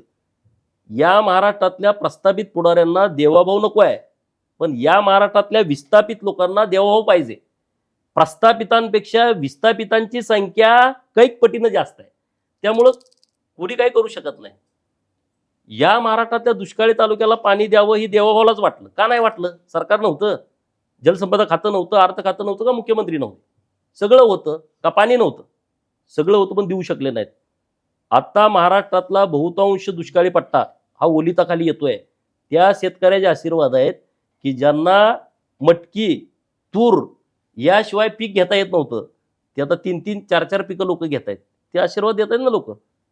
मराठवाडा वॉटर ग्रीड का नाही लोकांना वाटलं हो? मराठवाड्याची मतं घेऊन, मराठवाड्याचे आमदार खासदार घेऊन तुम्ही सत्ता भोगली. त्या मराठवाड्याला समुद्रात वाहून जाणारं पाणी वळवलं पाहिजे, हे देवाभाऊला वाटलं, हे दुसऱ्याला नाही वाटलं. म्हणून हा दैवी गुण आहे. शेतकऱ्यांना कर्ज, वीज बिल माफ करावं का नाही कोणाला वाटलं? आपल्या सरकारनं केलं ना. शेतकऱ्यांच्या बद्दल भाषणात बोलणं खूप सोपं आहे, पण शेतकऱ्यांच्यासाठी कृती करणं अवघड आहे. रात्री लाईट शेतकऱ्याला इथे आहे. साप चावून, विंचू चावून, विहिरीत पडून, वीज करंट लागून अनेक शेतकरी मेलेत. माझ्या नेत्याला वाटलं ना की त्याला दिवसा लाईट दिली पाहिजे, म्हणून आता महाराष्ट्रातले 50% फेडर सोलारवरती घेतले. दिवसा लाईट, सकाळी सूर्य उगवला लाईट चालू, सूर्य मावळा लाईट बंद. हे दैवी गुण असल्याशिवाय होत नाही मेट्रो सिटी एवढ्या डेव्हलप करणं. आणि हा असा एकमेव नेता आहे, एखाद्याला गावाकडचंच कळतंय, मुंबईतलं कळत नाही. एखाद्याला मुंबईतलं कळतंय, गावाकडचं कळत नाही. एखाद्याला विद्यार्थ्यांचं कळतंय, पण समाजाचं बिन कळत नाही. सगळे विषय कळणारा हा माणूस आहे. ऑलराऊंड आहे. भाषांचं सगळ्यात प्रभुत्व आहे. आंतरराष्ट्रीय जगात काय चाललंय, कुठल्या मुख्यमंत्र्याला सांग. म्हणजे मी काय टीका म्हणून बोलत नाही, कोणाला तर विचार, त्यांच्याकडे अंगचा गुण आहे. अर्थसंकल्प काय असतो हे ते अगोदरपासून पुस्तक लिहून सांगते. बरोबर. अर्थसंकल्प, आता मी पण आमदार आहे, मला अर्थसंकल्प कळतो सगळा. जे अज्ञान आहे ते सांगायला पाहिजे ना आपलं. बरं, हे सगळ्यांनाच कळत नाही, ते त्यांना कळतंय. म्हणजे मी बोलतोय ते प्रेमापोटी बोलत नाही. मी बोलतोय माझा नेता आहे म्हणून बोलत नाही. त्या नेत्याकडे गुणच तसा आहे. आणि म्हणून महाराष्ट्र डेव्हलप करण्याची प्रचंड ताकद ही माननीय देवाभाऊंच्या मध्ये आहे. म्हणून आता नंबर 1 वरती महाराष्ट्र आहे, पुढं पण तो राहील. आणि हे नेतृत्व कायम महाराष्ट्रामध्ये सत्तेमध्ये असलं पाहिजे, तरच महाराष्ट्राचे प्रश्न एकदम व्यवस्थितपणे मिटू शकतात. ओके. एकनाथ शिंदेबद्दल, उपमुख्यमंत्री एकनाथ शिंदे, त्यांचा आणि तुमचा कधी संबंध आला? खूप चांगला संबंध आहे माझा त्यांचा. त्याच्याबद्दल काय कार्यकर्त्यांना सांगाल? जपणारा नेता आहे. आमदाराला जेवढी किंमत तेवढीच शाखा प्रमुखाला किंमत.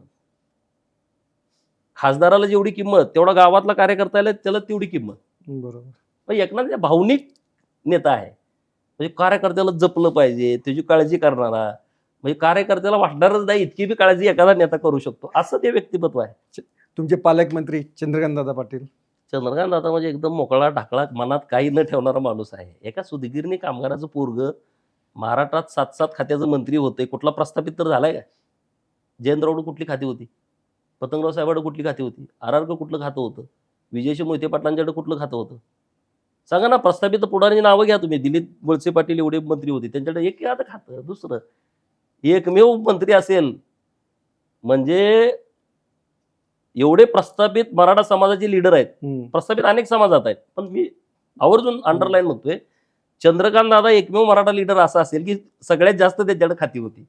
त्यांनी काम पण केलं. देवाभाऊंच्या नेतृत्वामध्ये रस्ते आता कोणी केले? ते 14 ते 19 मध्ये रस्ते झाले ना.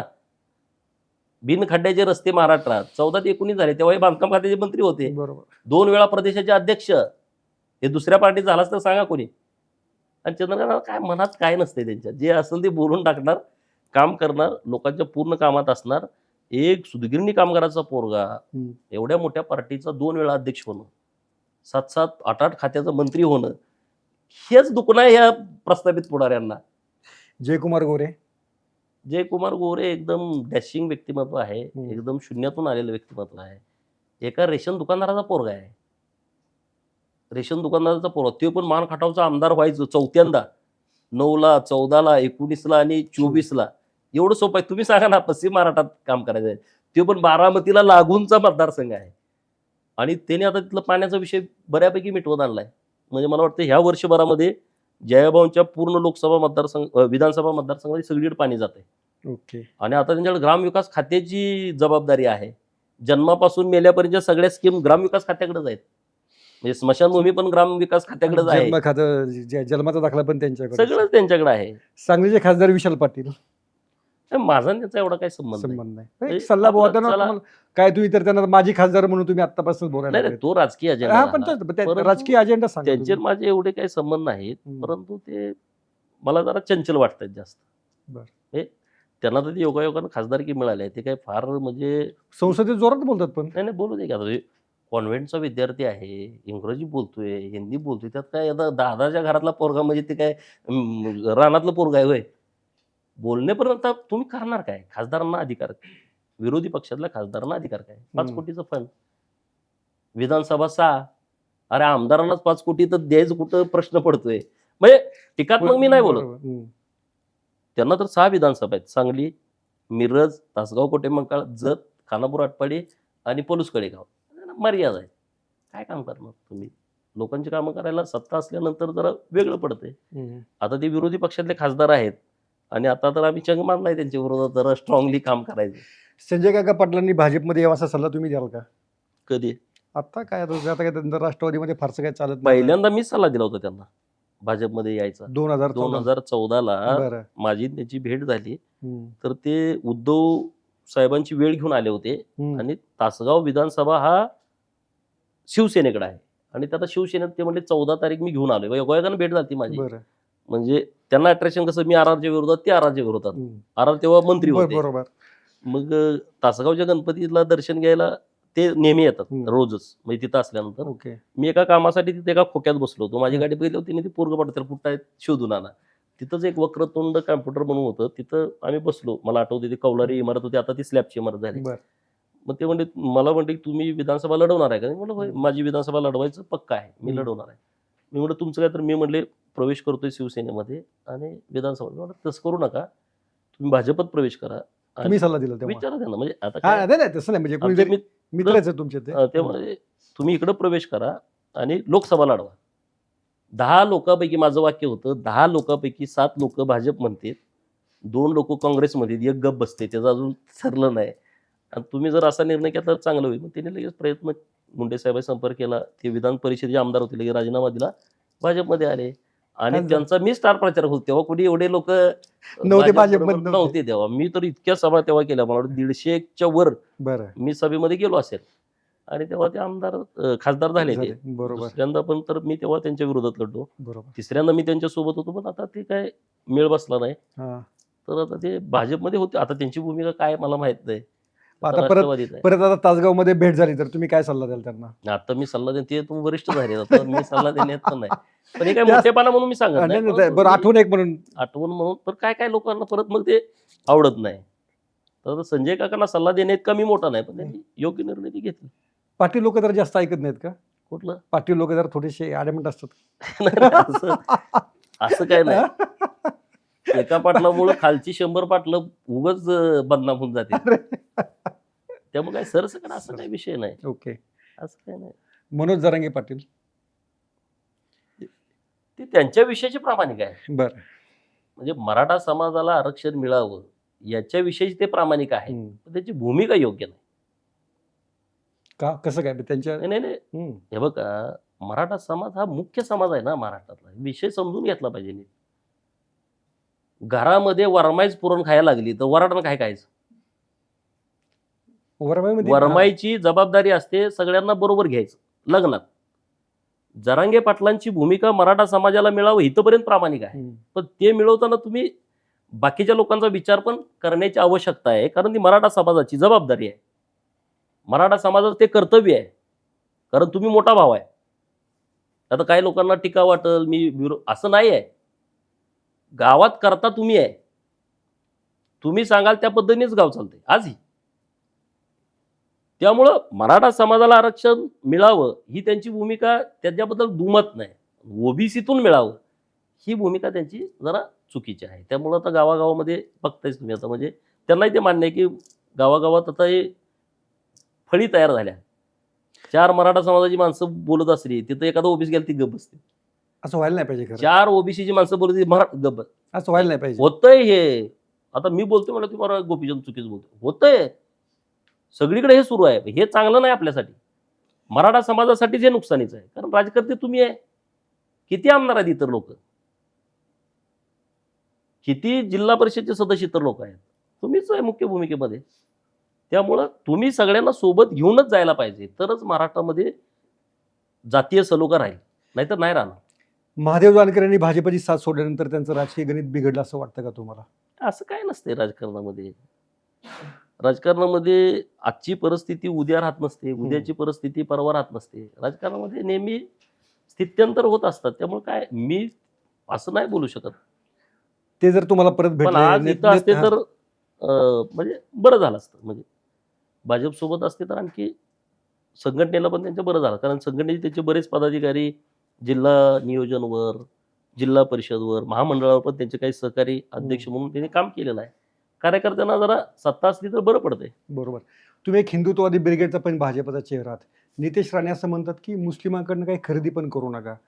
मग सलमान खानचा पिक्चर लोकांनी बघायचा की नाही? आमिर खानचा आता पिक्चर कुठं कोण बघायचा बघते? की आता नाही? पिक्चरच फ्लॉप. विषयच नाही. आमिर आता खानचा, बघायचा विषयच नाही ना.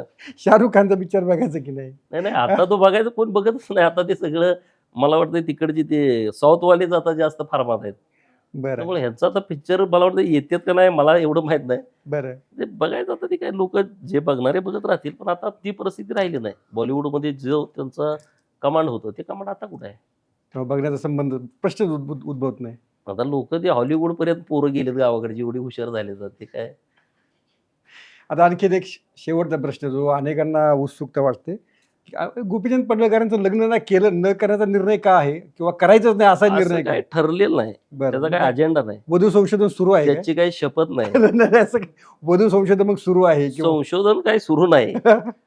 परंतु असा काही अजेंडा नाही बाबा हे झालं तर लग्न करायचं आहे त्याच्यासाठी लग्न थांबलंय असं काय नाही बाबा आमदार व्हायचं होतं मग थांबले होते आता खासदार व्हायचं म्हणून लोक थांबले मध्ये होते. येतो. हा म्हणून मी आता आमदार विचारलं. म्हणून मी 6 वर्ष म्हणजे 20ला मी विधान परिषद परिषदेत 6 वर्ष होऊन गेले. बरोबर.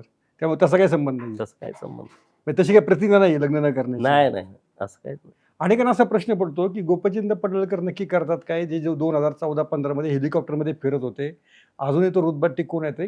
गोपीचंद पडळकर यांचं काय इन्कमिंग काय आहे नक्की? हाच प्रश्न सगळ्यांना पडलाय हा आणि त्या प्रश्नाचं उत्तर कळत नाही त्यांना आणि मी पण काय सांगत नाही. हेलिकॉप्टर मधनं फिरण्याचा भागच असा होता. आपण पण हेलिकॉप्टर मध्ये पोरग फिरू शकतं हे पोरांना कळायला पाहिजे. दुसऱ्याचे हेलिकॉप्टर कुठं बघताय टोपी पडूस तर. म्हणजे मी आरेवाडीमध्ये एकदा होतो मला आठवतंय RR पाटलांचं हेलिकॉप्टर आलं. आमची लोक कुणाचं फेटा पडला कुणाची टोपी पडली कोणाचं मटणात पाय कोणाचं बोकाड पळवून नेलं म्हणजे कापलेलं वस्तू ती तो इकडे हेलिकॉप्टर बघत बसला तर त्याचं उचलून नेलं. अरे म्हटलं काय आपण पण करू शकतो ना. म्हणून ते एवढं हेलिकॉप्टर मी फिरवलं ना वर्षभर पैसे फेडवतो मी त्याचं. एवढं फिरवलं म्हणजे एकदम 32 का 35 सभा मी हेलिकॉप्टरनंच केल्या. दुसरा दौरा पण मी हेलिकॉप्टर कळू दे मेंढपाळाची पोरं पण हेलिकॉप्टरमध्ये फिरू शकतात. तुम्ही पण फिरवा. तुम्ही स्वतःला मेंढपाळाचा पोरगा वगैरे म्हणता तुम्ही खरोखर कधी मेंढ्या पाळल्या आहेत का? हे बघा 1999ला प्राध्यापकांचा संप होता. तेव्हा मी 11वीला होतो. 45 दिवस मी सलग मेंढराकडेच होतो.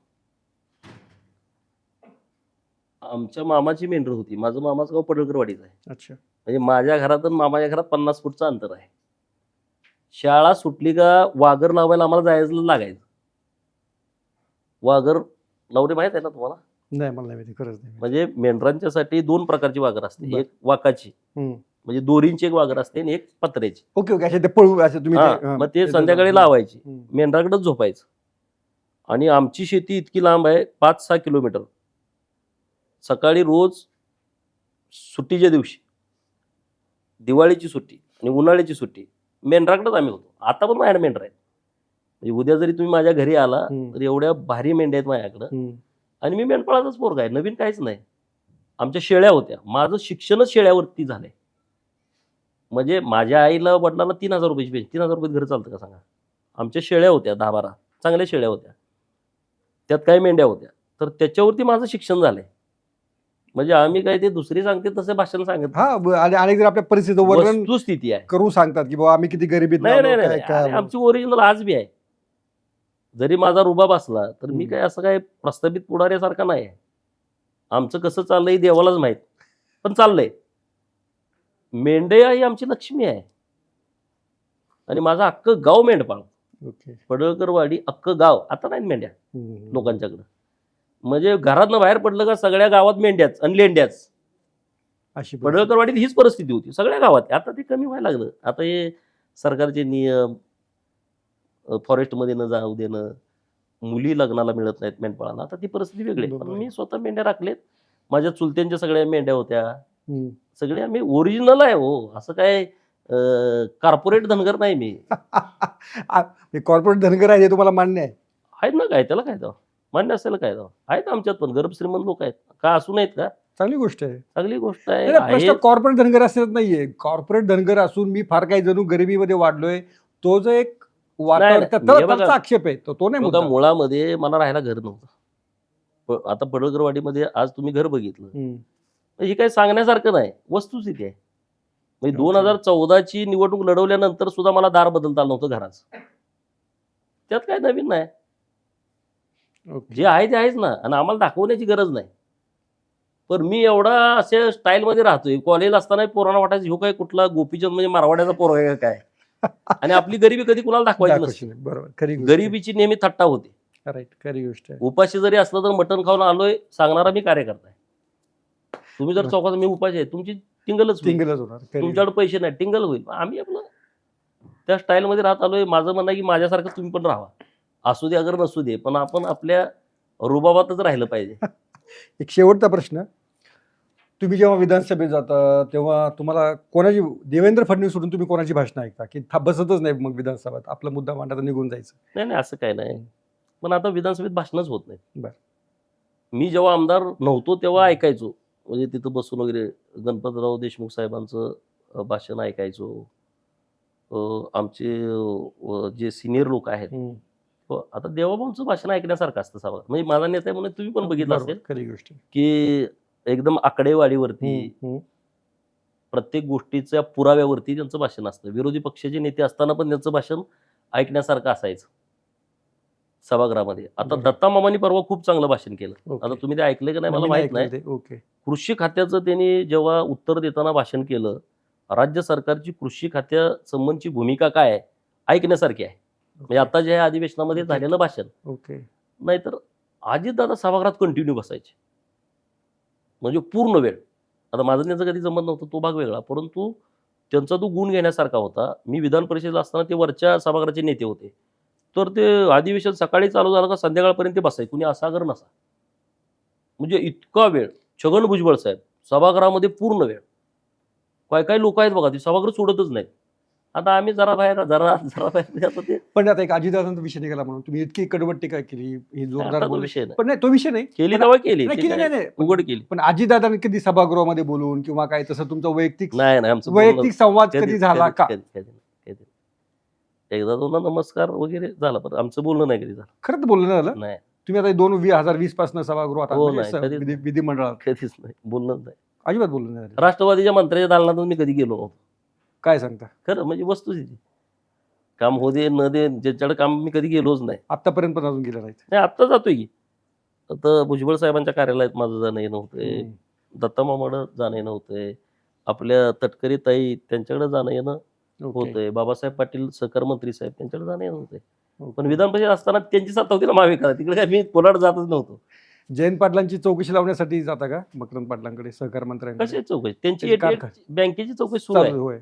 आता काल पण जाऊन आलोय आम्ही. 88ची चौकशी करा आणि प्रशासक आणा. ती काय उघड आहे, आमचा हात बाहेर काहीच नसते. ज्याची ओके. चौकशी करायची उघड, चोरून लपून बघते का कोण, काय नाही. आम्हाला काय फरक पडतोय, आम्ही ज्याची चौकशी करायची समोरच करतोय ना, केलीच पाहिजे ना. बरोबर. बरं हे काय 83ची चौकशी झाल्या त्यामध्ये तुम्ही सिद्ध झालाय त्यामुळे चुका केल्या. पुढचा टप्पा 88ची चौकशी आहे, हे काय आकस बुद्धीनं चाललंय अशातला भाग नाही. बरोबर. तुम्ही एक फक्त शिळ्या कढीला ऊत म्हणता येईल. तुम्ही म्हणाले होते की अजित पवारांच्या मुलांची काळजी वाटते, तर पार्थ पवारांबद्दल तुमचं आत्ताचं ऑब्झर्वेशन काय? मुळामध्ये काय आहे, आता त्यांची माझी ओळख नाही, बरं. त्यांचं आणि माझं बोलणं नाही, पण एकंदरीत मी बघतोय हा रोहित चॅप्टर आहे. बरं. आजोबावरती तो गेलाय असं माझं मत आहे. मग त्यामुळे त्यांची काळजी वाटते असं मी स्टेटमेंट केलं होतं तेव्हा अजितदादा असतानाच बोललो. अच्छा. म्हणजे हा जरा धूर्त आहे, ती मला पोरं म्हणजे ते काही धूर्त वाटत नाहीत. तुम्हाला तसं वाटतं? माझं हे मत आहे, माझी त्यांची काही ओळख नाही, माझं त्यांचं काही बोलणं नाही, परंतु पण रोहित पवार धूर्त काय वाटतं तुम्हाला? जरा चॅप्टर आहे. पण काय चॅप्टर काय वाटतं? आणि आता तुम्ही बघतायच ना, त्याला लीडर व्हायचं आहे. बरं. लीडर व्हायचं ठीक आहे, होण्याबद्दल पुन्हा प्रत्येकाची महत्त्वाकांक्षा असते. बरोबर. परंतु बाळाचे पाय पाळण्यात दिसतात तसे दिसतात म्हणून मी बोललो होतो. त्यामुळे आता तुम्हाला माहित सगळं जास्त, तुम्ही जास्त पुण्यात असता, अरे तुमच्या भेटीगाठी जास्त भेटत असतात. भेटत नाही ते आम्हाला, पण तुमचं ऑब्झर्वेशन त्यांना सांगतो मी नक्की. माझं काय उघडच वगैरे असतं. काय आपण त्यांना मुलाखतच दाखवतो काय असं काय नाही, ते काय आपलं काय चोरून चाललंय सभागृहात, आता तिकडे ते बॅट देतात, मी इथं देतो, काय त्याला काय असा विषय नाही. आपले काही वैयक्तिक दुश्मन नाही ना कोणाची. काय जो काय भूमिका मुद्दा राजकीय मांडायला मुद्दा काय? आहे, राजकीय पण ते भूमिका. काय लोकांवर एवढे मोठे लोक कशाला बोलायचं असं? अरे पण काय बोललं पाहिजे ना कोणीतरी, सगळ्यांनीच बोलायचं नाही म्हणजे काय सगळ्यांनी काय गुलाम आहे का आपण? बरोबर, खरी गोष्ट आहे. बरं आम्ही काय भूमिका मांडतोय तेव्हा बोला ना. त्यांचं ह्याच्यात हा स्वभाव तुमच्या वडिलांचा, आईचा, नाही हो, काय आमच्या कोणाचा घरात होता असा कोणाचा- एवढा माझे वडील तर याला म्हणजे आता तुम्ही मोठे नेते आहात म्हणतो शब्द वापरत येत नाहीत, याला कधी तुम्ही लहानपणी असाल तेव्हा तुम्ही असे जर बोलत असाल तर लय पोरगं उद्धट आहे असं म्हटलं असतं. नाही, विषय काय आहे, माझे वडील प्राथमिक शिक्षक होते हा. आणि मी 4थीला असताना आजारी पडले. बर. मी 4थीला असताना, म्हणजे आता आमचं वय किती असेल आणि माझ्या वडिलांचं पण वय तेवढं नव्हतं. बरोबर. म्हणजे ते 42-43 मध्ये त्यांना ब्रेन स्ट्रोक झाला आणि ते घरातच बसून. पण त्यांचा स्वभाव लोकांना मदत करणं, म्हणजे आता शिक्षक म्हणजे काय सायकलवरती बरोबर. जाणं, गावात कोणाचं आमच्या मुली बिली सगळ्या इकडे दिलेल्या पडळकरवाडी सगळी पडळकरच भावकी मोठी आहे, बरोबर. कोणाचं काय त्रास देतंय, कोण जावाय काय तिकडे जाणं येणं मदत करणं हा त्यांचा स्वभाव होता. बीजगणितचे ते खूप चांगले शिक्षक होते. परंतु राजकारणाला काही संबंधच नाही ना. माझी आई तर शेतामध्ये काम करणारी, माझ्या आईचं शिक्षण पण नाही, म्हणजे अंगठा बहादूर. सही करायला येत नाही, काय नाही, शेतातलं काम जनावरं हे ते. राजकारण हा विषयच कोणाला माहित नाही ना. आमच्या पडळकरवाडी या ग्रामपंचायतमध्ये पण आमच्या अख्ख्या भावकीतलं मागच्या 10 वर्षापर्यंत सदस्य पण नव्हतं. त्यामुळे त्यांचा काय तो विषयच नाही. अच्छा. आणि गाव किती 100 घराचं, किती आता 100 घराचं गाव म्हणजे काय परिस्थिती असेल. खरी गोष्ट आहे. इकडून दगड टाकला तर पूर्वेकडे पडेल, एवढं छोटं गाव. मग तुम्ही जेव्हा राजकारणात अशी भाषणं करत असाल तेव्हा घरच्यांना काळजीच वाटत असणार. आईला आमच्या गावातली पोरं सगळी माहिती देते, मलाही माहित नाही, पण ते कुठं काय, आता मी आता इथं मुलाखत दिली, समजा उद्या तुम्ही केली की ते आईला माहित असते, पोरं लगेच दाखवते आईला हे असंच झालंय. पण राजकीय आमची कधी चर्चा नाही. एवढं पोलिसांनी त्रास दिला, सगळं झालं, आमच्या आईनं सहन केलं, म्हणजे काय वस्तुस्थिती आहे. तुम्ही पोलीस दगड लाता घालताय घरावरती, आई आमची वर माळीवर झोपायची पोलिसांच्या भीतीपोटी. कोण आमची बाजू घेणार, कोण सांगणार सांगा ना. माझा भाऊ मोठा वारला, म्हणजे माझा भाऊ सगळ्यात, आम्ही 3 जण होतो, माझा मोठा भाऊ हौशनराव नावाचा, तो 21 वर्षाचा असताना तो वारला. ज्या दिवशी वारला त्या दिवशीच त्याला आमच्या जिल्हा परिषदमध्ये क्लर्कची ऑर्डर आली होती. ज्या दिवशी पोस्टमननं ऑर्डर आणून दिली त्या दिवशी आमच्या भावाचं प्रेत आमच्या दारात होतं. माझे वडील 6-6 महिने 7-7 महिने सांगलीत दवाखान्यात असायचे. माझी आई एका लुगड्यावरती तिथं राहिलेली आहे. ही वस्तुस्थिती आहे, सगळ्यांना माहित आहे. म्हणजे तिथं मिशन हॉस्पिटल म्हणून सांगलीत फेमस आहे, तिथं दवाखान्यात असायचे. दवाखान्यात यायला पैसे नसायचे. आमची दुसरी ताई त्यांनी पैसे द्यायचे. जमीन 8 एकर जमीन दवाखान्याच्या खर्चासाठी आम्ही विकली आहे. हे काय सगळ्याला जग जाहीर आहे. हे काय पण फक्त एकच आईनं लग्नासाठीच आग्रह नाही धरला का? स्टोरी आईनं लग्न आईचा आग्रह आहे, तिला काळजी वाटते ना शेवटी. म्हणजे पण आता ठीक आहे, मी कसतरी ते टाळत असतो. पण आई माझी खूप कष्टाळू आहे, शेतात अजून काम करते. अच्छा. हे आता आम्ही जे खातोय का नाही, बरं. मी झऱ्यात राहतोय, आमचं गाव पडळकरवाडी आहे. बरं. सगळी शेती आई करते, सगळ्यात उजवी शेती आईचीच असते. गहू असेल, ज्वारी असेल, मका 50-50, 100-100 पोती काढते. आता पण तीच करते. उद्या आईनं शेती बंद केली तर आम्हाला विकतच खावं लागेल, अशी परिस्थिती आहे. ओके. आईचं वय किती आता? आता 75 असेल. अरे या वयाला अजून शेतीत सगळं बघते ना. त्यामुळं आम्ही समाधानी यासाठीच आहोत. हा काय आमचा राजकीय पार्श्वभूमीचा विषय नाही. बरं. किंवा घरच्यांचं स्वप्न आहे आमदार, पूर्ण ध्यानीमध्ये पण हा विषय नाही ना. खरी गोष्ट आहे. आमदारकी मी जेव्हा लढवतो तेव्हा अरे काय येडं आहे का काय, आमदारकी लढवायची ना, आधी ग्रामपंचायत लढवायची का डायरेक्ट आमदारकीच. तेव्हा मी भाषण करायचं म्हणजे ह्याच्या अंगावर कपडे आणि गाडीच आहे, नाही ह्याला राहायला घर पण नाही, लोक टीका करायची. ठीक आहे, करायची खरी गोष्ट. वस्तुस्थिती आहे. तर तिथून सुरू झालेला गोपीचंद पडळकर यांचा प्रवास राज्यातील जे काही हाताच्या बोटावर मोजणारे आक्रमक नेते आहेत, चांगलं भाषण करणारे नेते आहेत, तिथपर्यंत झालेला आहे. गोपीचंदजी, तुमच्या प्रवासाला पुढच्या खूप खूप शुभेच्छा. काही प्रश्न अजून आहेत धनगर आरक्षणाचे आहे, त्यांच्या एकूण ते आपण पुढच्या टप्प्यामध्ये घेऊया आणि त्यांना आता मोकळं करूया. धन्यवाद, Yes, तुम्ही धन्यवाद, खूप खूप धन्यवाद. वेळ दिल्याबद्दल. थँक्यू. यस, आभारी आहे. सोशल मीडियाच्या भाऊ गर्दीत विश्वासार्हतेने चकाकणारे नाव म्हणजे लेट्सअप मराठी. नाही, सगळ्यांना, सगळ्या नागरिकांना ती स्पीच, ती right लेट्सअप आहे. वरील मुलाखती म्हणजे विचारांचा खजिना. त्यानंतरच्या निवडणुकीमध्ये मला सोडून गेले. बातम्या केवळ वस्तुस्थिती सांगणाऱ्या, न प्रोपगंडा, फक्त जनतेचा अजेंडा. क्योंकि आने वाला कल जाने वाला है, जाने वाला कल आने वाला है. राजकारण, मनोरंजन असो की क्रीडा क्षेत्र, महाराष्ट्राची स्पंदने संवेदनशीलतेने टिपणारे माध्यम म्हणजे लेट्सअप मराठी. जगासोबत एक पाऊल पुढे राहण्यासाठी लेट्सअपचे ॲप, सोशल मीडिया आणि वेबसाईट सोबत कनेक्टेड रहा.